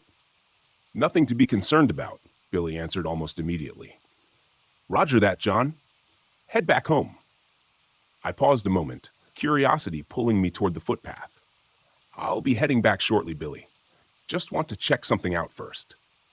"I wouldn't screw around out there, John," Billy replied, an edge to his voice. "Better head back now so you can beat the storm." His last sentence didn't exactly sound like a suggestion. Something had him rattled. I hesitated before answering. "Acknowledged," I said, knowing full well I was going to check out the path before heading back. Still, I didn't feel like arguing with my supervisor over something so small. Just a quick walk up that path, then I'd be on my way. This path was even less established than the one I'd been on earlier, but I could clearly see the campers' imprints in the dirt as I went. Before long, I emerged into a small clearing, eyes widening with yet another unexpected discovery. The rough-hewn timber that framed the entryway was set into the near vertical slope of the hillside before me. It created a dark tunnel entrance that had clearly been sealed off with a heavy iron gate many years ago, likely by the Park Service to keep inquisitive hikers from falling to their deaths in an old, abandoned mine shaft. So it had been a mining camp, not a logging one. I didn't know there were any mines near here. Hell, I wasn't even sure what they could have been mining for. Coal? Maybe gold? Did they even have gold mines in Tennessee? Who knows? Certainly not me. Clearly, regardless, now that gate stood wide on its hinges, the remains of a rusted chain and antique padlock lying in the dirt nearby. Hell, I couldn't just turn around and leave. One of these dumbass campers had decided it'd be fun to explore a closed and restricted mine entrance. This is Tower 12. This is John D. Reed. Billy probably wouldn't be happy that I'd continued my exploration after he told me to head back, but there was nothing to do about it now. I wasn't equipped or trained for any sort of cave exploration or rescue. The Rangers had very specialized teams for that sort of thing. But I could at least poke my head inside and see if there were any campers, or hear them, confirm if they went inside. No answer from the radio. I tried again, with the same results. I tried a different approach. Tower 15, this is John from Tower 12. Do you copy? I said into the radio. I figured I might be able to at least get Nathan's attention if I was out of range of Billy. Tower 12. There was a burst of static that sounded like it might have contained the hint of a human voice, but it was too distorted and distant to make anything out. There was only a moment of indecision before I made up my mind. I knew it was reckless going into the mine, especially when my supervisor believed I was currently on my way back to the tower. But I had this nagging intuition that something might be wrong with the whole situation. Maybe someone was hurt and needed help. I couldn't just leave them there, knowing that I might be their only chance of rescue. In retrospect, I should have turned back and called it in to the ranger station. They could have mobilized the search and rescue teams that specialized in cave rescues. I should have. But I didn't. I pulled my powerful LED flashlight from my pack, turned it on, and headed into the pitch-black darkness of the mine entrance. The walls and floor had been smoothly carved many years ago, which made my footing uneventful, and the tunnel itself was mostly a straight shot. Several times during the first few minutes, I turned back to watch the bright square of daylight at the entrance gradually shrink to a pinpoint of light. By the time I'd taken the first dogleg turn of the tunnel, I was in complete darkness. It was a very strange feeling, oppressive almost. At one point, I turned off my flashlight experimentally, but after only a few seconds, I quickly flicked it back on. In that short time, my heart had been pounding in my chest, and some primal fear had begun growing inside me. It took a moment to calm myself. The darkness was absolute. It was almost as if you could feel it pressing in on you. My footsteps seemed much louder than they should have on the dirt floor, and the air was growing cold and damp the further I went. After another 100 feet or so, the smoothly carved tunnel ended abruptly in a wall of rubble. I couldn't tell if it was a cave-in at some point, or if this was simply where the miners stopped digging and hadn't bothered to remove the debris. But either way, it certainly appeared to be the end of the line. And then I saw it. I almost missed it because of the way the light and shadows played over the head-sized rocks strewn before me. But when I looked closer, I realized I was looking at a ragged hole in the wall. It was only 5 feet across or so, and definitely didn't look like the deliberate formation of the tunnel I was standing in now. It almost looked like the miners had broken into a natural void of some sort. Interesting. But there was no way in hell I was going in there. I was definitely not trained or outfitted for any sort of spelunking trip, and it didn't seem the sort of thing suited to the learn-as-you-go method. Just as I was turning back to make my way out of the mine, I heard the distant sound of voices echoing from the opening in the stone wall. The sound was faint, and may have just been my imagination, but I didn't think so. "Hello?" I called, pressing my face into the black abyss of the hole. "Can you hear me? I'm with the Park Service. I'm here to help you." Nothing. The air from beyond the breach was cold and smelled stale. Old. Wrong. It felt as if I didn't belong here. None of us did. There was a long moment of unbroken silence, and then I heard a voice again. Closer this time. "Did you hear that?" it said, presumably to a companion. It sounded like a young woman, nervous, uncertain. "Hello? Someone there?" That settled it for me. I carefully crawled through the opening into the space beyond. Shining my light around, I found myself in a small natural chamber, maybe 30 feet across, with an uneven ceiling of jagged rock that barely cleared my head. The first thing that caught my attention was the cracked lantern lying on the ground. It looked old, very old, maybe 100 years or more. A thick layer of grime and age covered its soot-blackened surface, and the glass was thick and uneven. Beside the askew lantern was a small leather-bound book, partially buried in the dirt and dust, with a moldering leather strap securing it closed. It looked like a journal. And without a thought, I tucked it into my backpack. Raising my light back up, scanning around the room, "Hello?" I called again. I didn't hear the voices anymore, but the narrow beam of my flashlight illuminated another tunnel in the far corner of this room, mired in darkness. "Can you hear me?" Once again, I got that feeling that something wasn't right. Then the voice came again. Closer this time. "Did you hear that?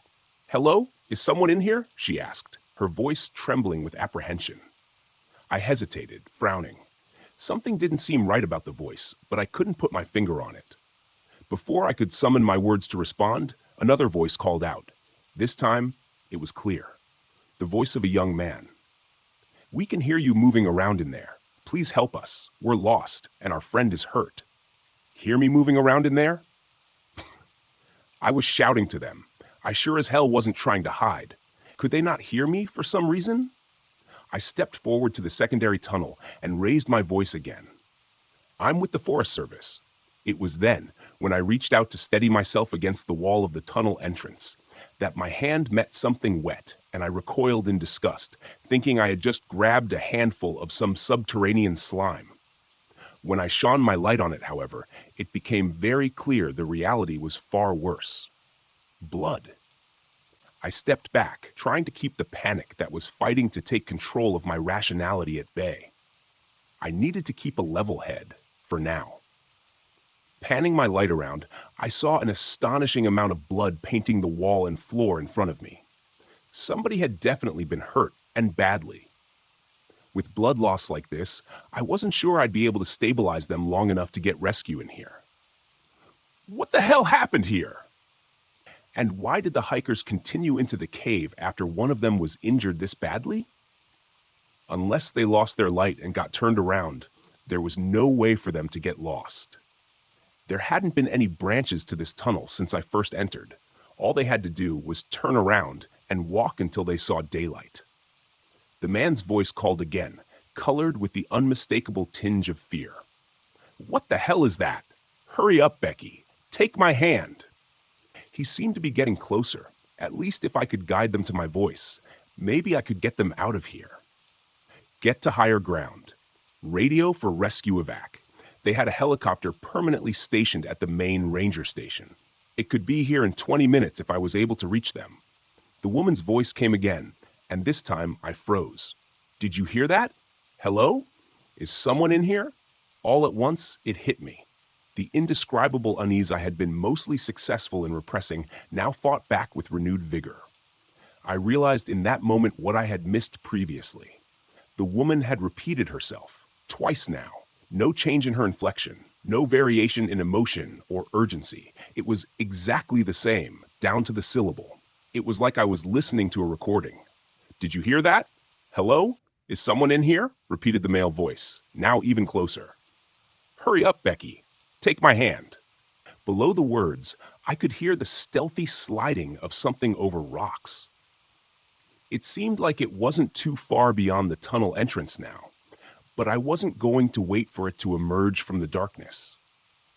I didn't think that what I'd see emerge from the darkness would be a couple of college kids who'd had a rough time of it during a weekend camping trip. Allowing my panic to run free, I turned and threw myself through the cave breach and landed roughly on the flat stone floor of the mine shaft. Beyond skinning my hands to hell and banging my knee on a rock, scrambling my feet with a hiss of pain, I ran as fast as I could, not realizing until I finally burst into the waning light of the late afternoon that I had lost my rifle somewhere in that cave. It was darker than it was when I first entered the mine, and a quick glance to the sky showed the angry black thunderheads that had moved in. As promised, much faster than I had expected. I quickly swung the iron gate closed on screeching hinges and looped the chain between the bars as tightly as I could, securing it rather lamely with the hasp of a broken padlock. I stood there for a long moment, bent over with my hands on my knees, trying to catch my breath outside the mine entrance when I felt the first drops of the coming storm on the back of my neck. I straightened and looked through the bars of the gate into the ominous darkness beyond, realizing how ridiculous my barricade really was. It wouldn't do much good if something tried to get out, but at least it made me feel a little bit better. Until I heard the voice echoing from the mine shaft. Peh, getting closer. It was unmistakable. Uncanny. Hello, can you hear me? I'm with the Park Service. I'm here to help you. By the time dawn arrived the next morning, I had climbed down from my temporary shelter in the low boughs of the red cedar and tried to work out all the painful kinks from my stiff shoulders and neck.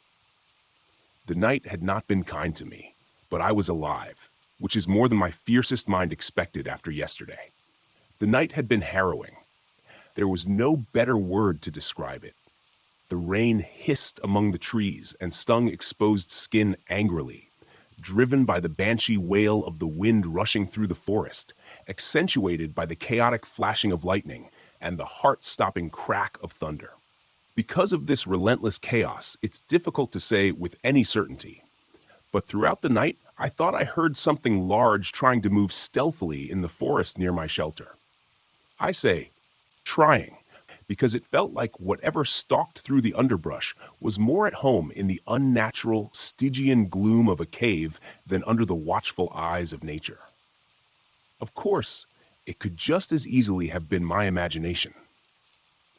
In the first dim light of dawn, as it started to illuminate the sodden and dripping forest, I spent the better part of 20 minutes straining my eyes with every ounce of concentration as I scanned the gray woodlands around me.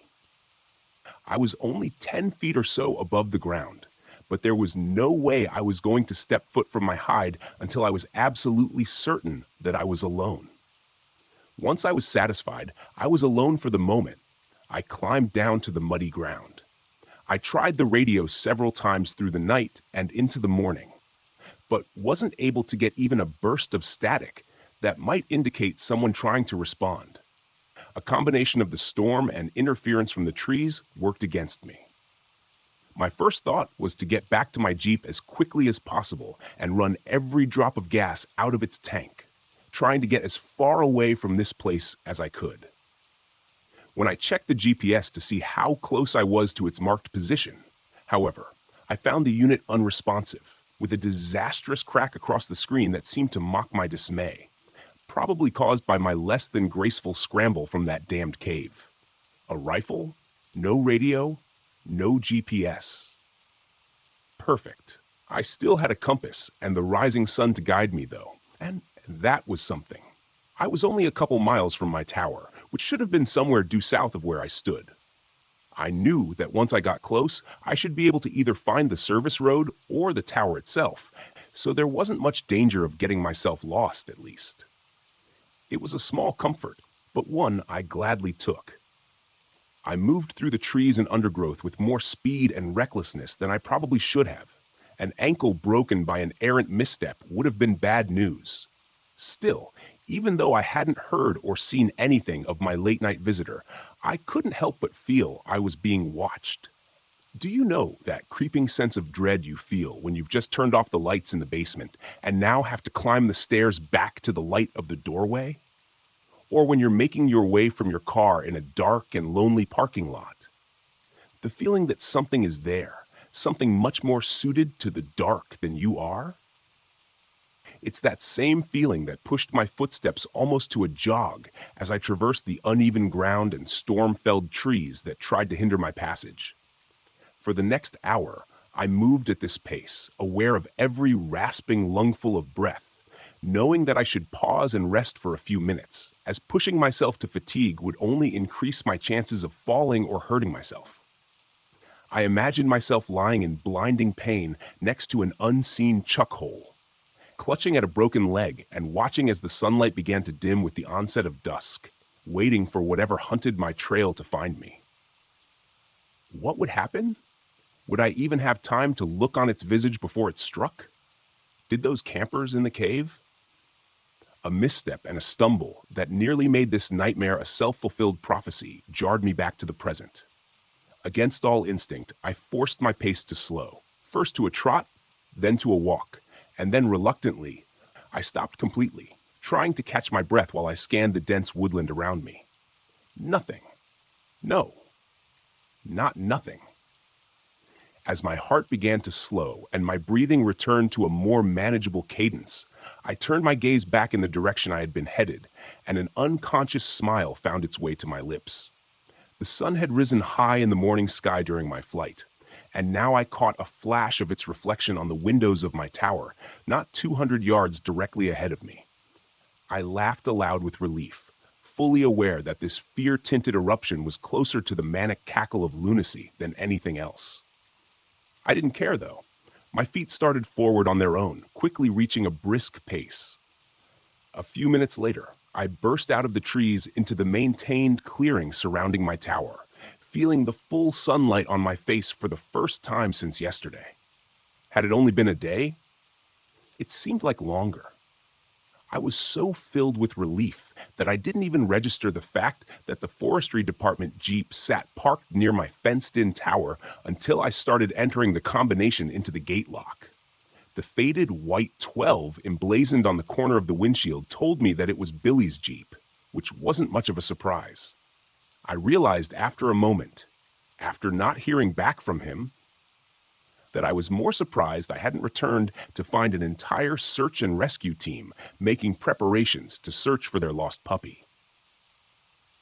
I punched the 4-digit code into the mechanical combination lock on the gate and stepped through, making sure to close and lock it behind me. I stood there for a moment, staring through the tall chain-link fence at the dense tree line, wondering if something waited just out of sight in the shadows, staring back at me with hungry anticipation. I shook off the sudden chill as best as I could and made my way quickly to the staircase, taking the steps 2 at a time. Billy was going to be pissed at me, I was sure, but that thought was a fleeting one that didn't take purchase. His displeasure was the least of my concerns right now. When I reached the top, I threw open the trapdoor and suddenly found myself looking down the muzzle of a very large rifle. Even in that brief moment of abrupt shock, I could register how the barrel trembled in the hands of its agitated master, and I wondered how close I came to having my life ended in a brief flash of light. The moment only lasted a second or two, and then Billy hastily swung the rifle away in a safe direction. "Damn it, John," he exclaimed, his tone an incongruous mixture of relief and fear. "I almost shot you." I stepped fully through the trap door and let it close behind me. "Jesus, Billy," I breathed, leaning back against the railing. I suddenly felt weary and realized it was likely the adrenaline now rushing through my system that had kept me moving at such a hurried pace throughout the morning. "Where the hell have you been?" he demanded, stepping back inside my shack and taking a chair at the small table in the center of the room. I noted with mild interest that he kept the rifle leaning against the table beside him instead of stowing it in the rack over the door, but decided not to comment on it. Billy Johnson was in his middle years, maybe 45 or so, with a bit of a gut and grayish-brown hair, trimmed clothes. He wore an impressive mustache that reminded me of something an Old West gunslinger might sport. He was dressed in typical attire, khaki Forest Service shirt and brown cargo pants. In addition to the rifle, I had had the unfortunate opportunity to closely examine a moment earlier. I noticed that he wore his .500 Magnum in a holster at his side. That wasn't too unusual. When in the bush, bears and mountain lions can sneak up on you unawares. Having a hand cannon within easy reach goes a long way toward taking the fight out of them if necessary. It was a little unusual for a drive over to another tower, I suppose, but not exceptionally so, given the circumstances. I took the opposite chair, dropping my pack to the floor next to me. I realized my legs were still shaking anxiously and placed my hands on my knees to try to calm them. He was trying to deflect, but he was horrendously bad at it. He knew something. I was sure of it. "You know where I've been," I replied, gambling on instinct. I watched his face closely for a reaction and wasn't disappointed when he winced and turned his focus out the window and over the forest to the north. "I told you to abort and head back to your tower," he stated brusquely. "But you just had to feed that curiosity of yours, didn't you? You're damn lucky to be alive, you know that?" From my chair, I reached under the cupboard to my right and pulled a half-empty bottle of Jameson and a couple of mostly clean glasses. Billy turned his head and raised an inquisitive eyebrow. Alcohol was a no-no up here, but when I poured and handed him one of the glasses, he accepted it without a word. I took a pull from the other. "It's my own damn fault, I suppose," he continued, turning back fully to me. "It's been so long since anyone's even thought of Camp LeClaire that it didn't even click for me when you told me where you saw the campfire." I took another drink and then poured a bit more of the whiskey. "Camp LeClaire," I repeated. "That old mining camp?" "Logging camp, actually," he corrected me. "The mine was there long before the East Atlantic Logging Company set up out there. Nobody knows who dug it. Hell, nobody even knows when it was dug, a long time before the 19th century at least. Camp LeClaire was established in 1872, and the mine was old even before that." He looked at me in earnest for the first time since I'd returned and frowned. "You look like hell, John. Got caught in the storm, I'm guessing. Hell of a storm." I only raised my eyebrows as if to say, "What an understatement."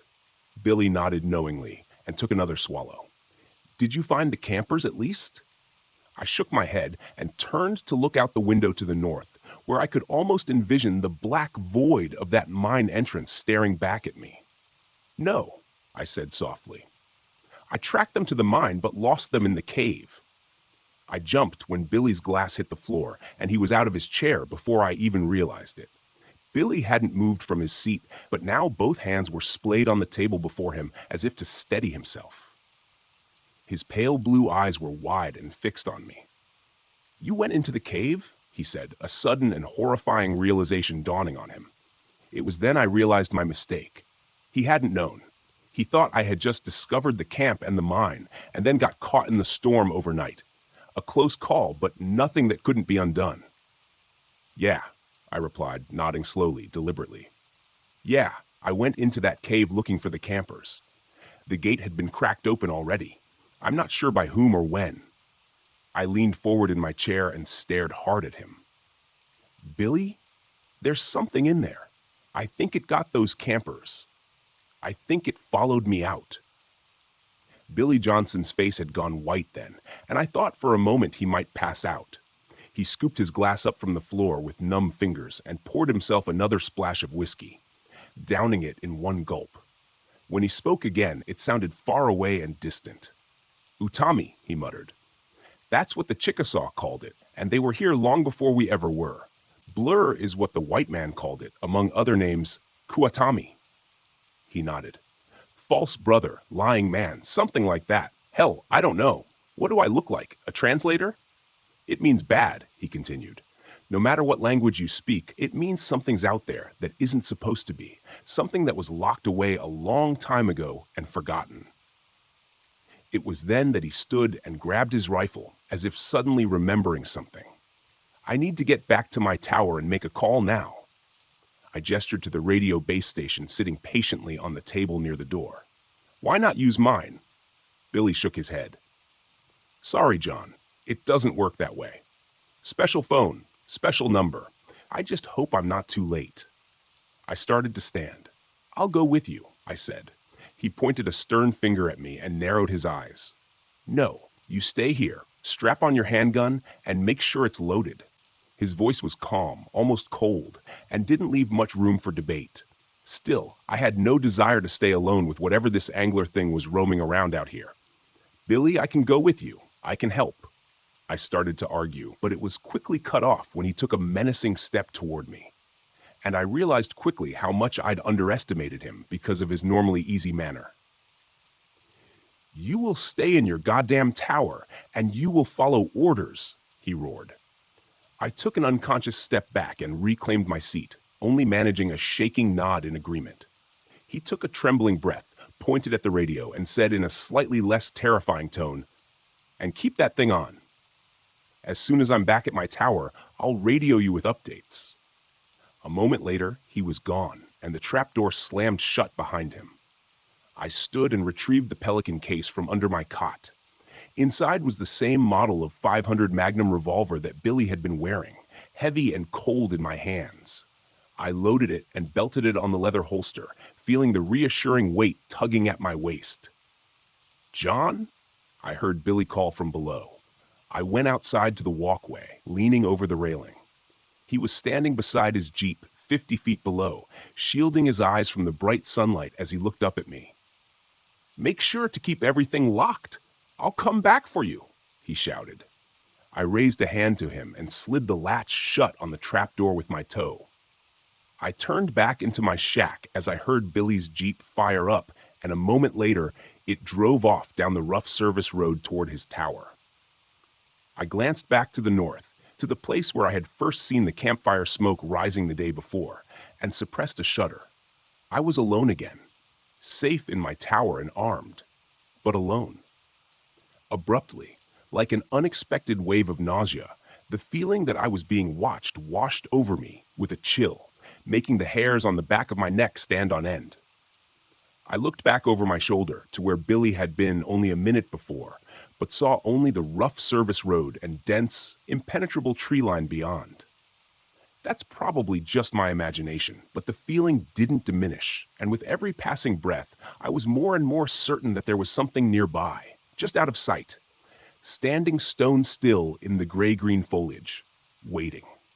I stood there a long moment, eyes straining for any hint of movement or alien shape among the shadows.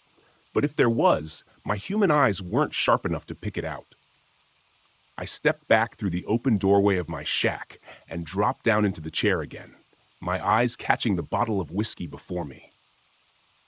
I was tempted to pour another drink to help settle my nerves, but I could already feel the tickle of a buzz at the edges of my mind from what I'd already drunk, and quickly decided that was the last thing I needed for my reflexes and awareness to be dulled right now. I'd made more than one poor decision in the last 24 hours, and I didn't think adding another to the pile was such a great idea.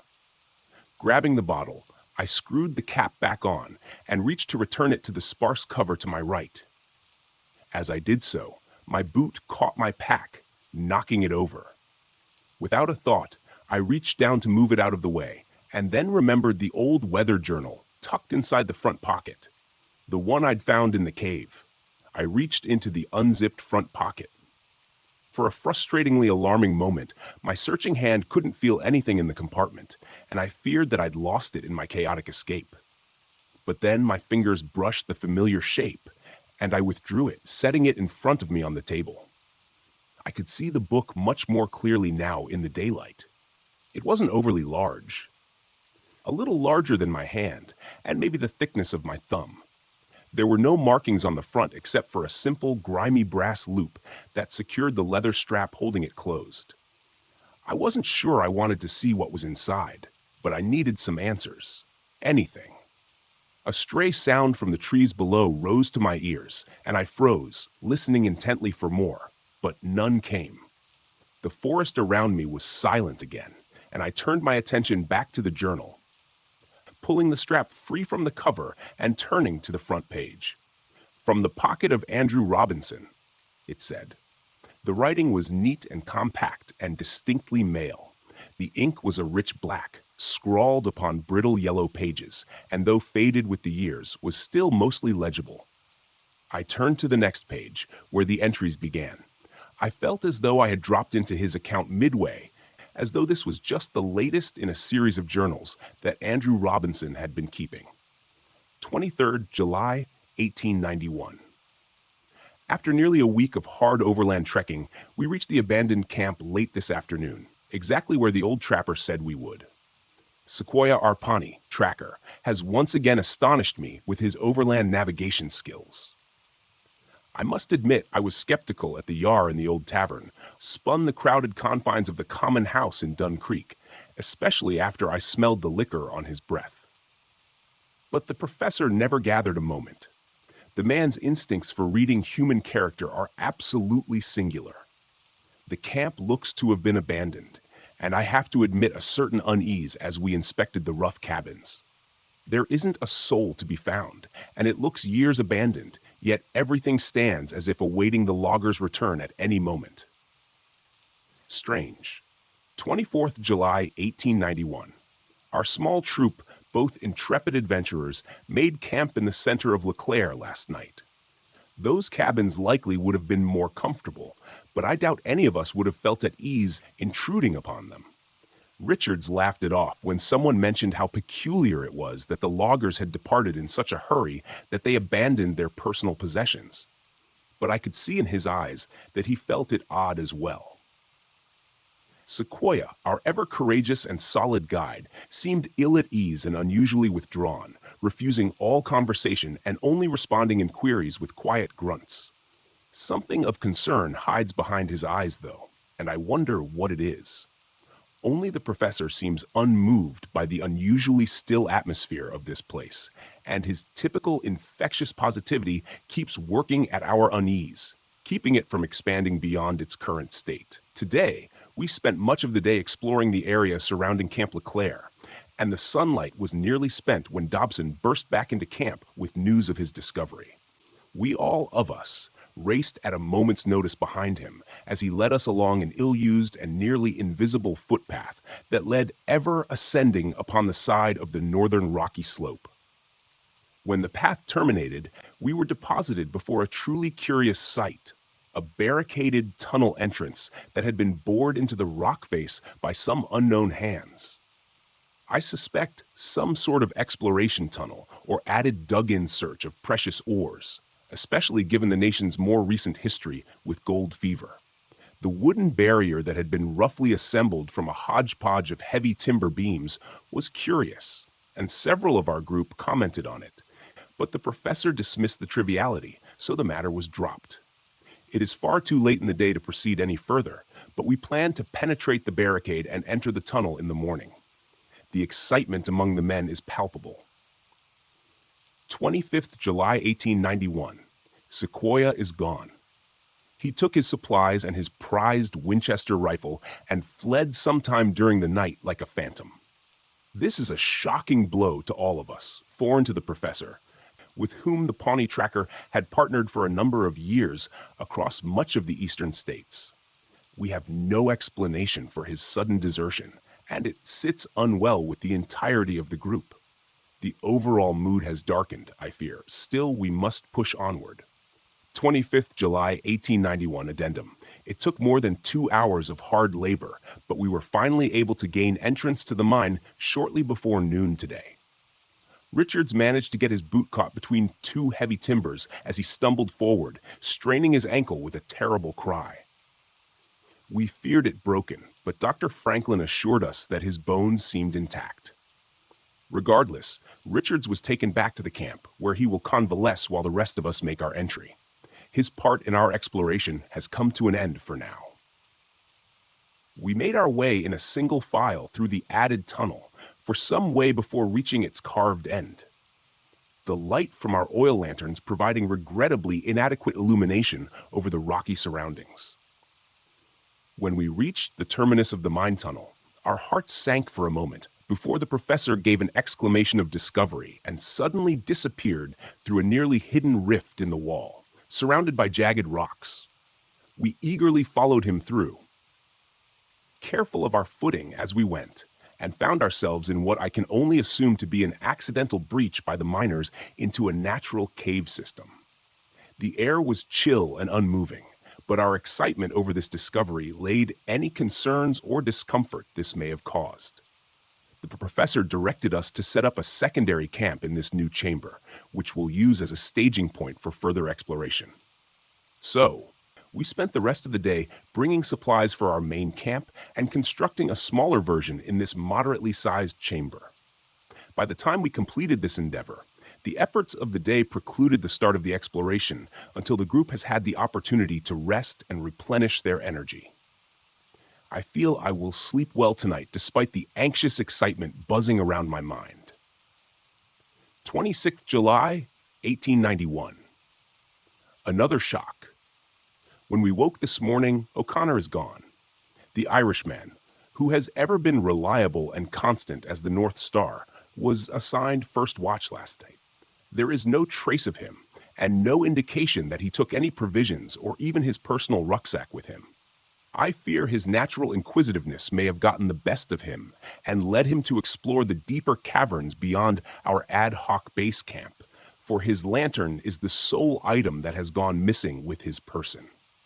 The professor immediately rallied the rest of our small group, 7 in all now, and mounted a search for our lost companion.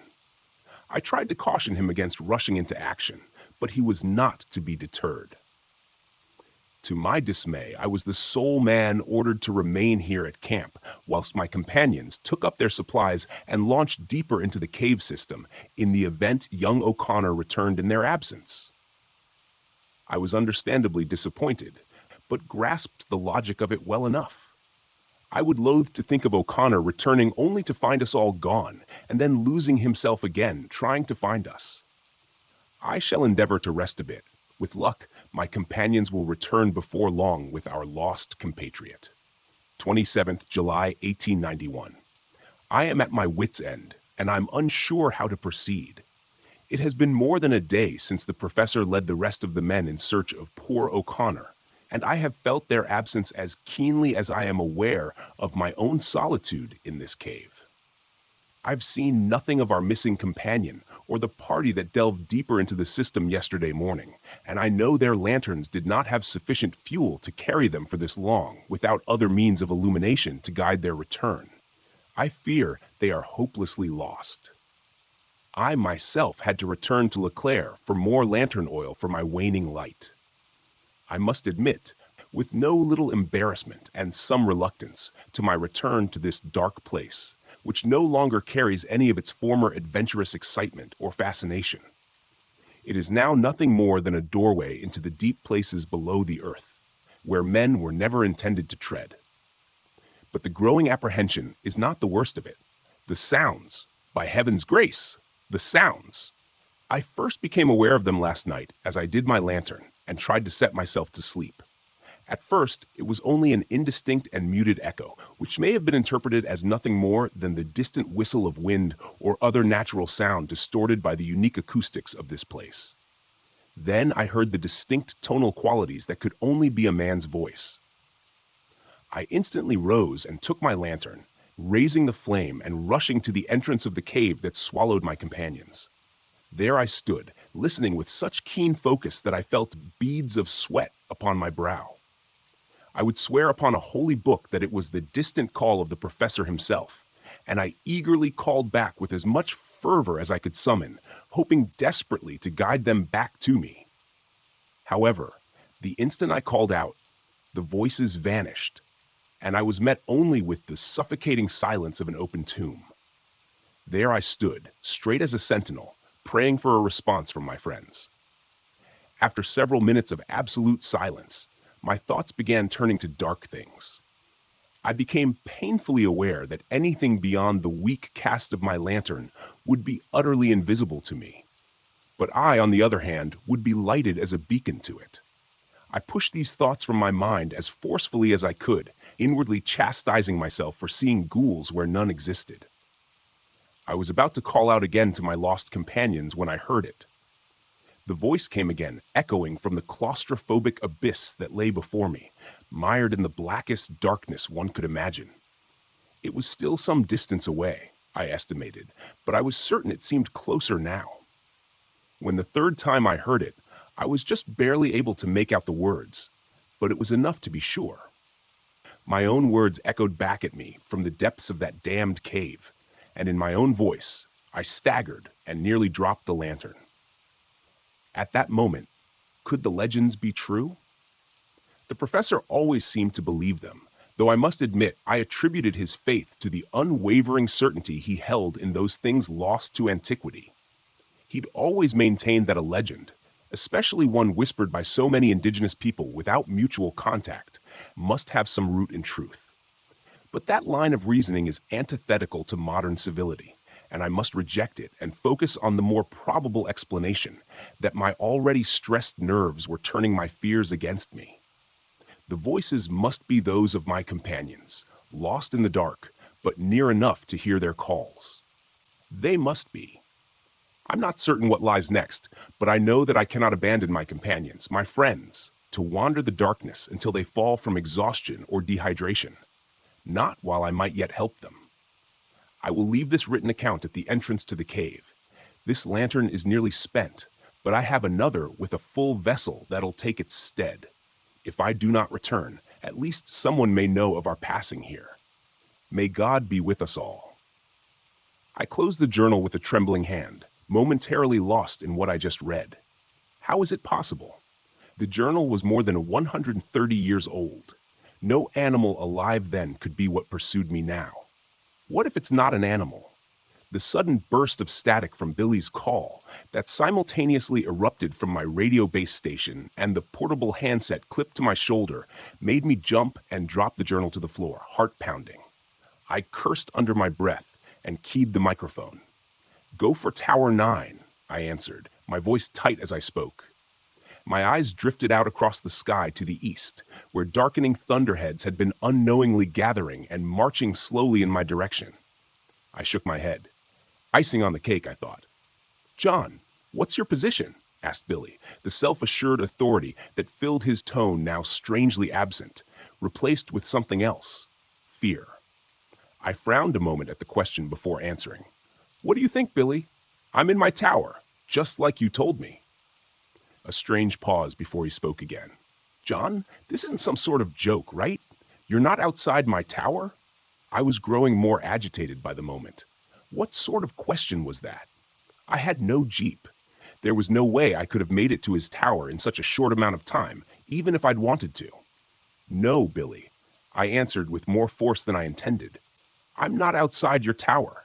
I stopped mid-sentence, a horrified realization sweeping over me.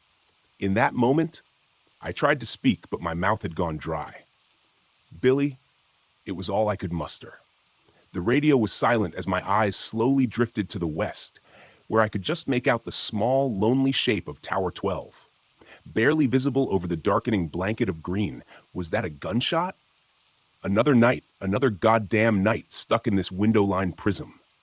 At least I have a good view, so I guess that's something. The storm raged all night again last night, and only let up just before dawn. At one point, the winds were gusting hard enough to rock the tower, which was a bit disconcerting to say the least. As I stand out on the wet catwalk around my shack, I see that the clouds haven't let us go just yet, and look every bit as pissed off as they did yesterday afternoon. It seems like the last dry season has come to an end, which is good since I've been slacking a bit on my fire-watching duties over the last couple of days. Gallows humor, right? Due to that, or I'm sitting in the corner in a fetal position crying. I've been told by my ex-fiancée that I'm not an attractive crier. I haven't heard Pete from Billy since his last terrifying broadcast to me yesterday. I tried to reach him several times since then, but no dice. I've also tried reaching Nathan and the ranger station, but all I get is static, even from my base radio set. When I first started here, I remember Billy telling me during my brief orientation that the radio should be able to reach out 50 miles or more, so I'm not sure what's going on with them. Update. I just took a quick look at the base station and found that the cable leading up to the antenna on the roof of the shack is now just a dangly thing swaying in the breeze. The storm must have decided it needed the antenna more than I did because it's gone. I can see where the screws were torn out of the wooden mast, and before you say anything about whatever this thing is that's been stalking around and deciding to sabotage my radio, I should probably tell you that the wooden antenna mast looks like it's been around for a long time. The wood was probably dry rotted to begin with, and now that it's soaked, it's crumbled away into little wet brown bits as soon as I probed it with my fingers. Speaking of whatever this Quatami or angler thing is, and I'm just going to call it a mimic, I think I haven't heard anything weird since yesterday. I'm assuming it's still over there somewhere, but I don't think it's nearby. If it's still anywhere around here, it's probably somewhere over near Tower 12, or at least that's what makes the most sense to me anyways. Which brings me to my shiny new lunatic idea, my Jeep. It can't be more than a mile down the northern track, still sitting there in front of that fallen pine. I could probably get to it in less than an hour, even with this wet and muddy ground. It had almost a full tank of gas, and I'm pretty sure I could outrun this mimic thing in it if I could get a straight shot down the service road. I definitely don't relish the idea, mind you. Every instinct is screaming at me to sit my butt right down where I am in this tower, and I know the ranger station will start getting a little antsy when Billy doesn't check in after a few days, but I'm also thinking they may extend it out a day or two in light of the foul weather. Maybe 5 days out in the wilderness, and then I'll have a ranger truck parked outside my tower. The question is, what they'll find when they get here. See, I've been thinking about it. Billy definitely knew more about this thing than I do. Certainly enough to not open the door when he heard it outside pretending to be a Girl Scout selling cookies. That makes me think that maybe the fence and the trapdoor might not be enough to stop it if it really wants in. As pants shittingly terrified as the prospect of leaving the tower and making for the Jeep is, sitting here cornered in my window-lined shack, just waiting for it to show up in the middle of the night, is worse. At least I have a chance out there. I still have the Magnum. It's been holstered to my belt since yesterday. They don't issue pea shooters for bear protection out here. This thing is the most powerful handgun in mass production. It'll put down anything in North America as long as you can hit it right. Any normal animal, anyways. Who knows what this thing is capable of? Still, it does provide a level of comfort and gives me some confidence that my plan may work. It's on my side for now. I'm going to try to eat a granola bar to put something in my churning stomach and try to build a little energy. I don't think I've eaten anything since yesterday. After that, I'm grabbing my pack and heading out. Wish me luck. I left my tower shortly after 10 a.m., and let me tell you, those were some of the most difficult first steps I've ever taken in my life. Stepping out through the chain link fence into that open space beyond my small compound felt like I was stepping off the roof of a skyscraper. When I closed the gate behind me, I stood there motionless. Must have been 5 minutes, frozen in place with my hand clenching the grip of my revolver that's holstered at my belt. Even with all the stress and anxiety swirling around in my head, I was amazed at how keen my senses seemed in that moment. I felt like I could hear every rustle of leaves and smell every damp patch of moss in the thousands of acres of wilderness surrounding me. In that moment, I felt very small, very insignificant, trivial. When my chest began to ache, I realized that I'd been holding my breath in subconsciously, afraid to make even the smallest sound. I let out a slow breath and forced myself to breathe normally again, scanning the trees. I turned slowly in a circle, eyes searching for anything that seemed out of place, like it didn't belong. But there was nothing there. Everything seemed normal, at least to me. Casting one last look over my shoulder at the refuge of my tower, I started off along the seldom-used service road to the north, careful of my footing on the muddy and uneven ground. I allowed myself to move at a slow jog, fast enough to make good progress, but not so fast that I was announcing my presence to the world. Not so fast that I couldn't hear the forest around me over my own breathing. I stopped a couple of times during my trek to catch my breath and take a drink of water, and thankfully still seemed alone and unpursued for now. I wondered if it was out there somewhere among the dense trees, hiding in the muted gray shadows of the forest. Or perhaps it had returned to my tower in my absence and found it empty, and was even now tracking my flight along this trail. If I paused long enough, would it suddenly appear, rounding the gentle curve behind me as it caught up to me in order to prefer to move more stealthily among the trees and underbrush, laying in wait alongside the path ahead, ready for my approach? I had to forcibly shake myself of that line of thought. It wasn't doing me any good now. I was committed to my plan. The thought of retracing my steps and returning to my lonely watchtower held just as much terror, because now it's out there, unmanned, unwatched, and abandoned. For all I know, the mimic could be there at this very moment, ransacking my shack. I definitely didn't want to walk in on that little scene. I can promise you that much. I ended up making surprisingly good time on that northern path. It was only about 30 minutes before I saw the dim shape of my Jeep waiting dutifully in the middle of the path ahead. The matte tan paint job and black cloth roof stood out remarkably well against the muted greens and browns of the surrounding forest. Urging my pace to quicken, I covered the last 100 yards before I even realized it and found myself standing at the door, hand on the handle. I paused. A chill ran down my spine, inciting an unbidden shiver, and I realized then how quiet the forest around me was. I wasn't sure how long it had been this way. I felt that something was out of place, and so did the native fauna. On any given day, the trees were alive with the sounds of wildlife. Squirrels and chipmunks chittered, insects buzzed, and 1,000 varieties of birds called and sang from the treetops. Not now, though. Now it was as if they had all left. It felt very alone in that moment, only not quite alone. Somewhere out there, in that sea of trees, something stalked, something that didn't belong in the light of day, something that didn't belong under the watchful eyes of Mother Nature. I was pretty sure she wouldn't have let something like the mimic evolve had it not been hidden in its underground realm. The door of the Jeep was thankfully quiet as I depressed the latch and swung it open.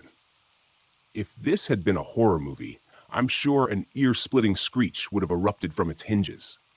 But in real life, we tend to take care of these vehicles pretty well. In the best of times, they are the only convenient transportation for 20 miles or more. In times like this, though, it was likely the only thing that would save my sorry ass.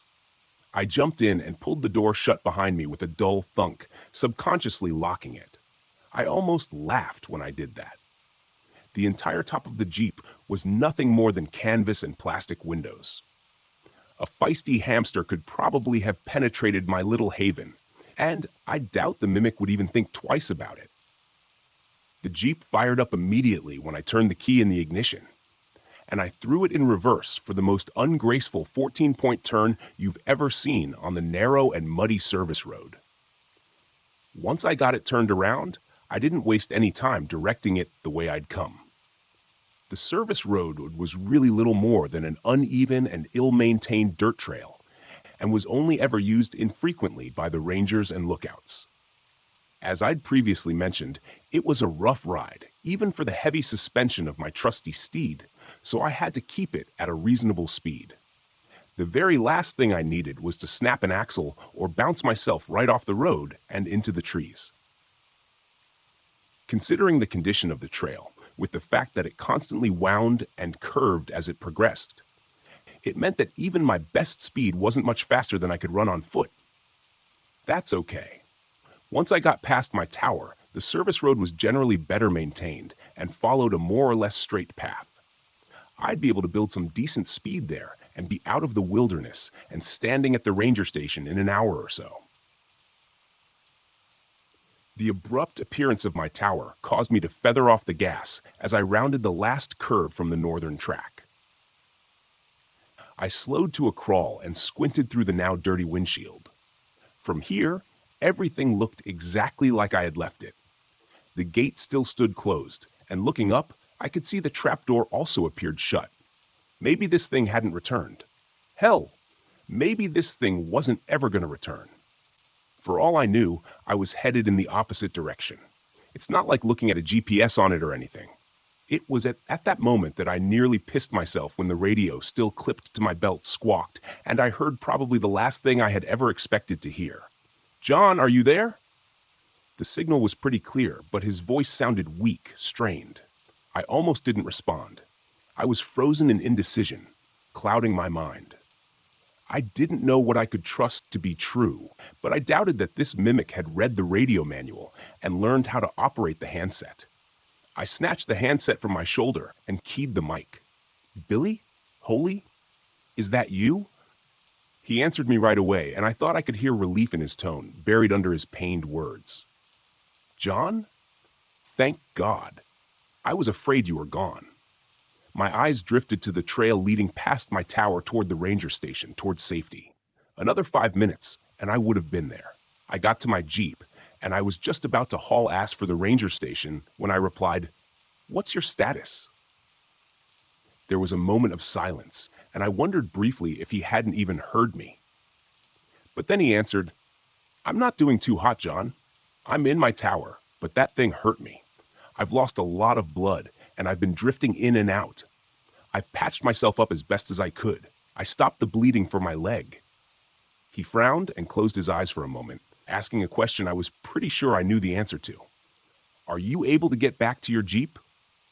I thought I heard a coughing bark of laughter before he answered. "I don't think so. Pretty banged up, man. What happened?" "Billy, son of a... It got into my tower, managed to get a shot off, but not before it got a jump on me. I took off before it did me in, so I think I hit it. I don't know where it is now, though. My tower is wide open, and it hasn't come back, so maybe it's dead." I doubted that. Things never work out that simply. "Are you stable, Billy? Can you be moved?" Another silence, and then he said, "I know what you're thinking, John. Just turn your Jeep around and haul ass to the ranger station. That's an order." I dropped my forehead to the steering wheel, closing my eyes and cursing. It would have been easier if Billy hadn't radioed me. I know it's selfish. I know I'm an idiot for even thinking it, but I could have been blissfully out of range if he'd only waited for 10 more minutes. Still, I put the throttle down and got the hell out of there.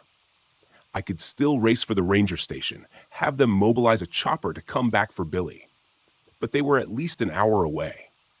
Factor in the spin-up time for the helicopter, and you're talking more like an hour and a half before anyone gets to him. It didn't sound good. Something told me it was unlikely he'd last that amount of time. I could still turn left. I'd likely live. But could I live with myself knowing that I left Billy to die alone in his tower? What if our situations had been reversed? Sure, I might be saying the same words he was saying now, but in my heart, I'd be pleading for that voice on the radio to help me.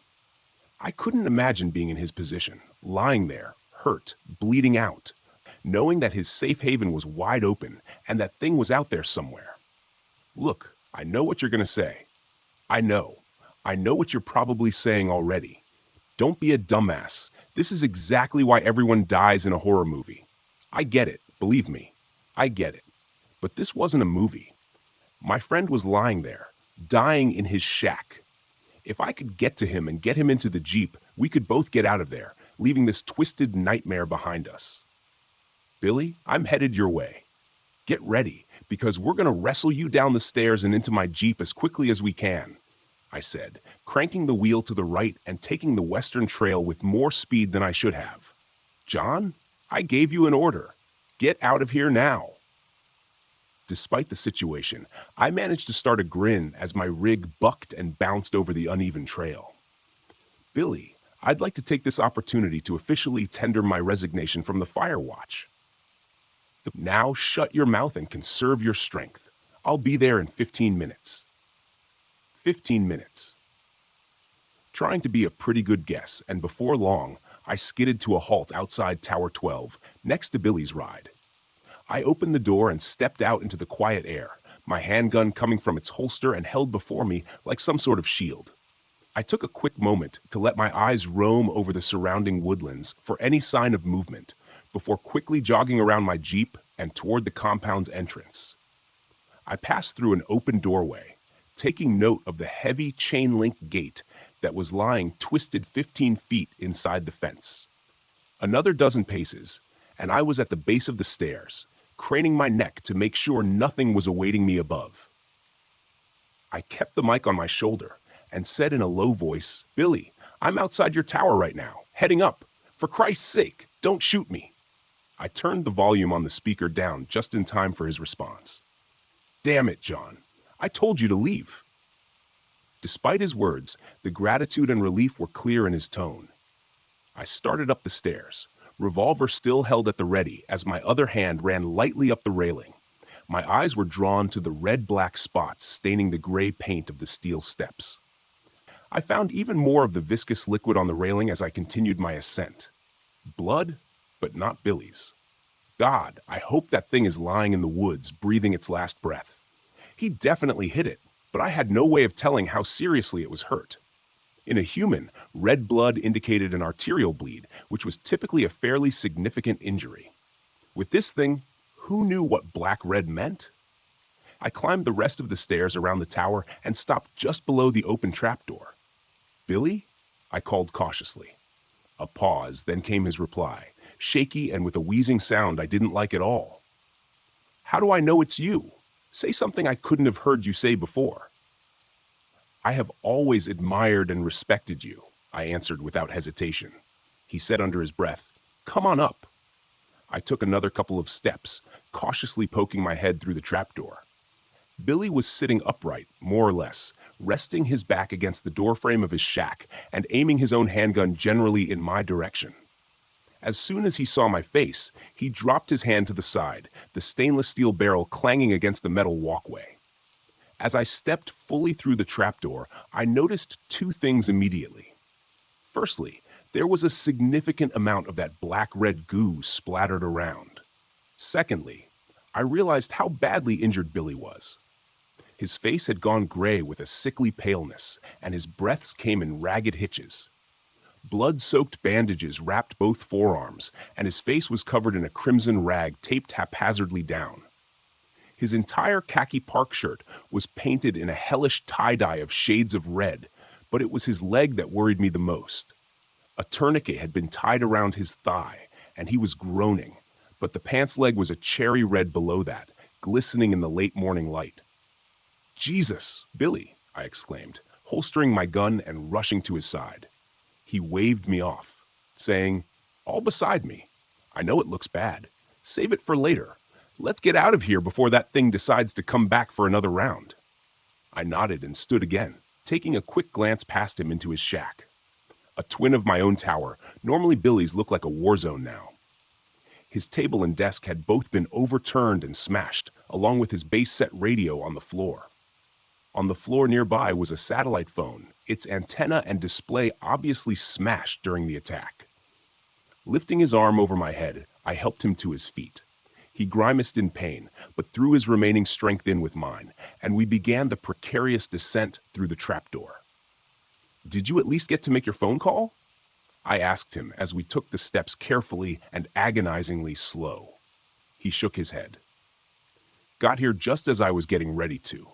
Excusing your voice, telling me that you were from the Park Service and you were here to help." He looked at me with a shaking astonishment. "Sounded just like you, John." I looked over the catwalk, railing down at it. He winced again as we stumbled on a step. "Almost there, John," he continued. "Well, yeah, I've never seen anything like it." I shook my head as we reached the bottom step and moved onto the rain-soaked ground. I grunted with exertion. "Save it, Billy. We've got a long ride ahead of us. Plenty of time for that later."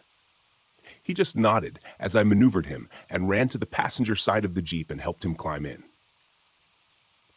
Once he was in, I hurried back around to the driver's side door, got in, started the engine, and pulled the door closed behind me. Throwing it into reverse, I felt the wheels break loose as I stepped on the gas with a bit too much enthusiasm. I swung the 4x4 around and put it into drive, pointing it back toward my tower and beyond. Safety. I only had a heartbeat's warning from Billy before I saw it barreling from the underbrush at us. It threw itself, a great mass, crashing into the side of the Jeep, and Billy scrambled to get away from it, damn near climbing over the center console in the process and knocking my hands off the wheel. In a panic, the Jeep swung wildly left, and I stomped down on the brakes to avoid slamming into the trees. One of the front wheels dipped off the road, and the steel bumper crashed through a small cluster of oak saplings, halting us abruptly. The engine stalled, and everything went silent in that moment as we froze. My breath hitched in my lungs, and my eyes widened in shock as I laid eyes upon the abomination for the first time. My first impression was that it was much larger than I had thought, but the nightmare visage before me eclipsed such a pedestrian observation. The thing stood in the middle of the trail, still shaking its head as if trying to recover its senses after the collision with a 2-ton vehicle. It looked vaguely humanoid in a sense, but it walked on 4 limbs, clearly proportioned to such a task. It was hairless, and its mottled pink-gray skin stretched taut over muscles, bones, and odd unidentifiable bulges. The limbs seemed to have joints that bent in all the wrong directions and ended in what had been claws, but instead of the distinctive keratin-composed sharp nails that seemed so familiar in the natural world, these seemed to be extensions of the creature's skeletal structure, protruding painfully through its veiny, translucent hide. The worst of all was the bulbous and disproportionately large head, topped with an oddly gaunt-appearing neck. It was oblong and reminded me of the shape of a feline's skull. Its mouth seemed a jagged tear across its face, with ill-fitting and chaotically positioned teeth that didn't seem to allow the mouth to close properly. I couldn't see any eyes, but where they should have been, instead, there were 2 bulbous and cyst-like organs, seemingly bulging and flattening in a slow rhythm as if bladders were filling with air or liquid. I reeled back in revulsion as it turned its sightless head in our direction, searchingly. Flaps of skin on either side of its malformed snout opened slowly, like some obscene blossom composed of milky gray bat wings, and I had the sense that it was using them to try to somehow locate us. It was then I saw where Billy's shot had struck the creature in the face. One of the snout flaps was nearly completely severed, hanging limply in contrast to its sibling. A gouge furrowed by the bullet's travel creased along the right side of the thing's head, piercing and ravaging the bulbous organ on that side and leaving it a deflated sac. When it turned its head further in our direction, I could see clearly where it had bled significantly from the shot, but I was horrified to see that the wound had already sealed itself, leaving a shiny silver scar to mark the incident. "I knew I hit you, you bastard," Billy whispered, half to himself. The mimic stopped its motion, and we watched as the uninjured bladder on its head expanded like a half-filled party balloon. It dipped its head a bit, and we saw 2 membranous slits in the top of its skull dilate. A moment later, the twisted sound of a human voice assaulted our ears. "I know you're out there." The voice was unmistakably Billy's, but it was distorted and wrong. I thought that the wound from his gunshot probably had something to do with that. The thing raised its head again, turning a bit more in our direction. It took a few experimental steps forward, then paused and lowered its head. This time, we heard what sounded like the painful roar of a beast, almost perfectly replicated, except for that same distortion we had heard previously. "Killed a bear." I held my breath as we watched it again raise its head and take a few more contemplative steps in our direction, slowly swinging its grotesque snout back and forth. I could see how the flaps of skin that were flared open, where its nose should have been twitched minutely back and forth, and I felt like it was using them to listen for us. "Knows we're here somewhere, but he can't see us," whispered Billy, leaning close. "But if it gets close enough, I'm thinking we're done for." I looked over at Billy and realized that there was no way he'd be able to make a run for it in his condition. From the look of the thing growing ever closer to where we cowered in our Jeep, I thought it was likely we didn't have much time before it got close enough to hear our breathing, our heartbeats, or whatever, even inside the 4x4, and when that happened, I knew what would come next. Billy closed his eyes for a moment and turned to me. There was something in his eyes then, sort of acceptance. So he didn't like it one bit. "Get ready with the cannon," he whispered. "Only gonna get one chance at this." "What are you talking about?" I asked. A moment later, I had my answer. Billy took a deep breath and mustered every bit of strength to fling the door open and stagger out of the Jeep. "I'm right here," he shouted, limping weakly across the road from the jeep. The mimic whipped its head in his direction instantly, but tilted its head to the side, seemingly momentarily puzzled at this unexpected turn of events. Billy held his own magnum in his hand, but it was too weak to raise it towards the beast. Still, he pulled the trigger, and a resounding boom seemed to shake the air. The mimic flinched at the defining sound of the gunshot, the flap of membrane at its snout snapping shut protectively. But its stunned hesitation didn't last very long. In an instant, faster than I would have thought possible, it launched itself on powerful limbs at Billy, knocking him to the ground and tearing at him with teeth and claws. I heard my friend screaming, then a horrible, soul-rending sound that I'll never forget as long as I live. But now was my chance, and I took it. I swung the door open and stepped out of the jeep, my gun coming free of its holster in the same moment. The creature was preoccupied with what was left of Billy, but as soon as I brought the gun up and thumbed back the hammer, its head swung around at me. It crouched like a compressed spring, preparing to launch, but I was quicker. The report of the gunshot was incredible, and the recoil from the powerful round rocked my wrist back painfully.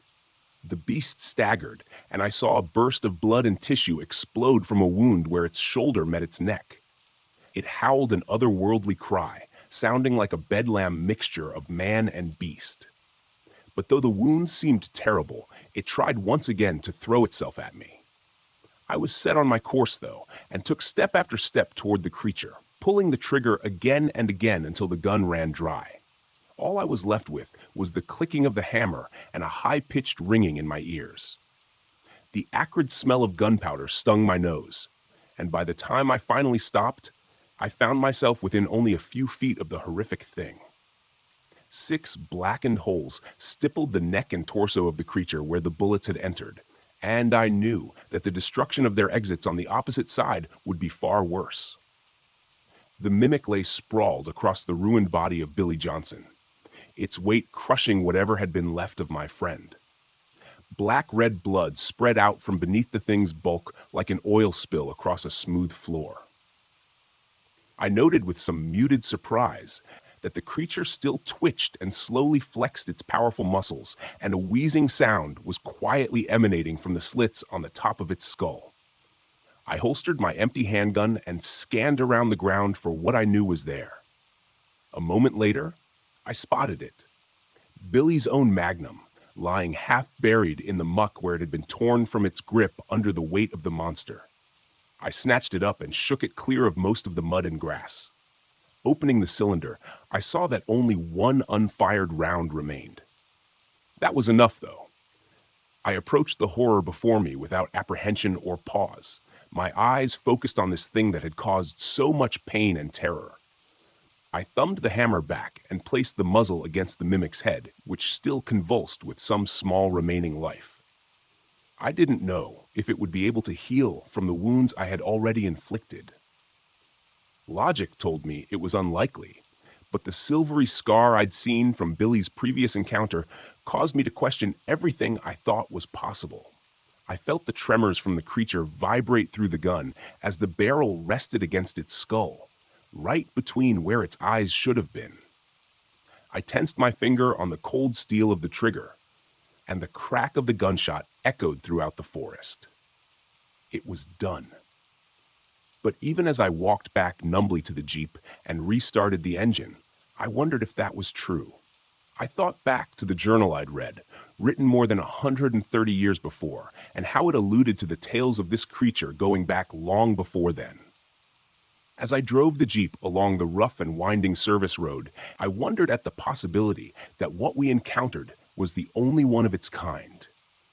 That the same beast had somehow terrorized cultures separated from each other by great time and distance, spawning the legends that the author of the journal and his companions pursued. It didn't seem likely. And now the door was open.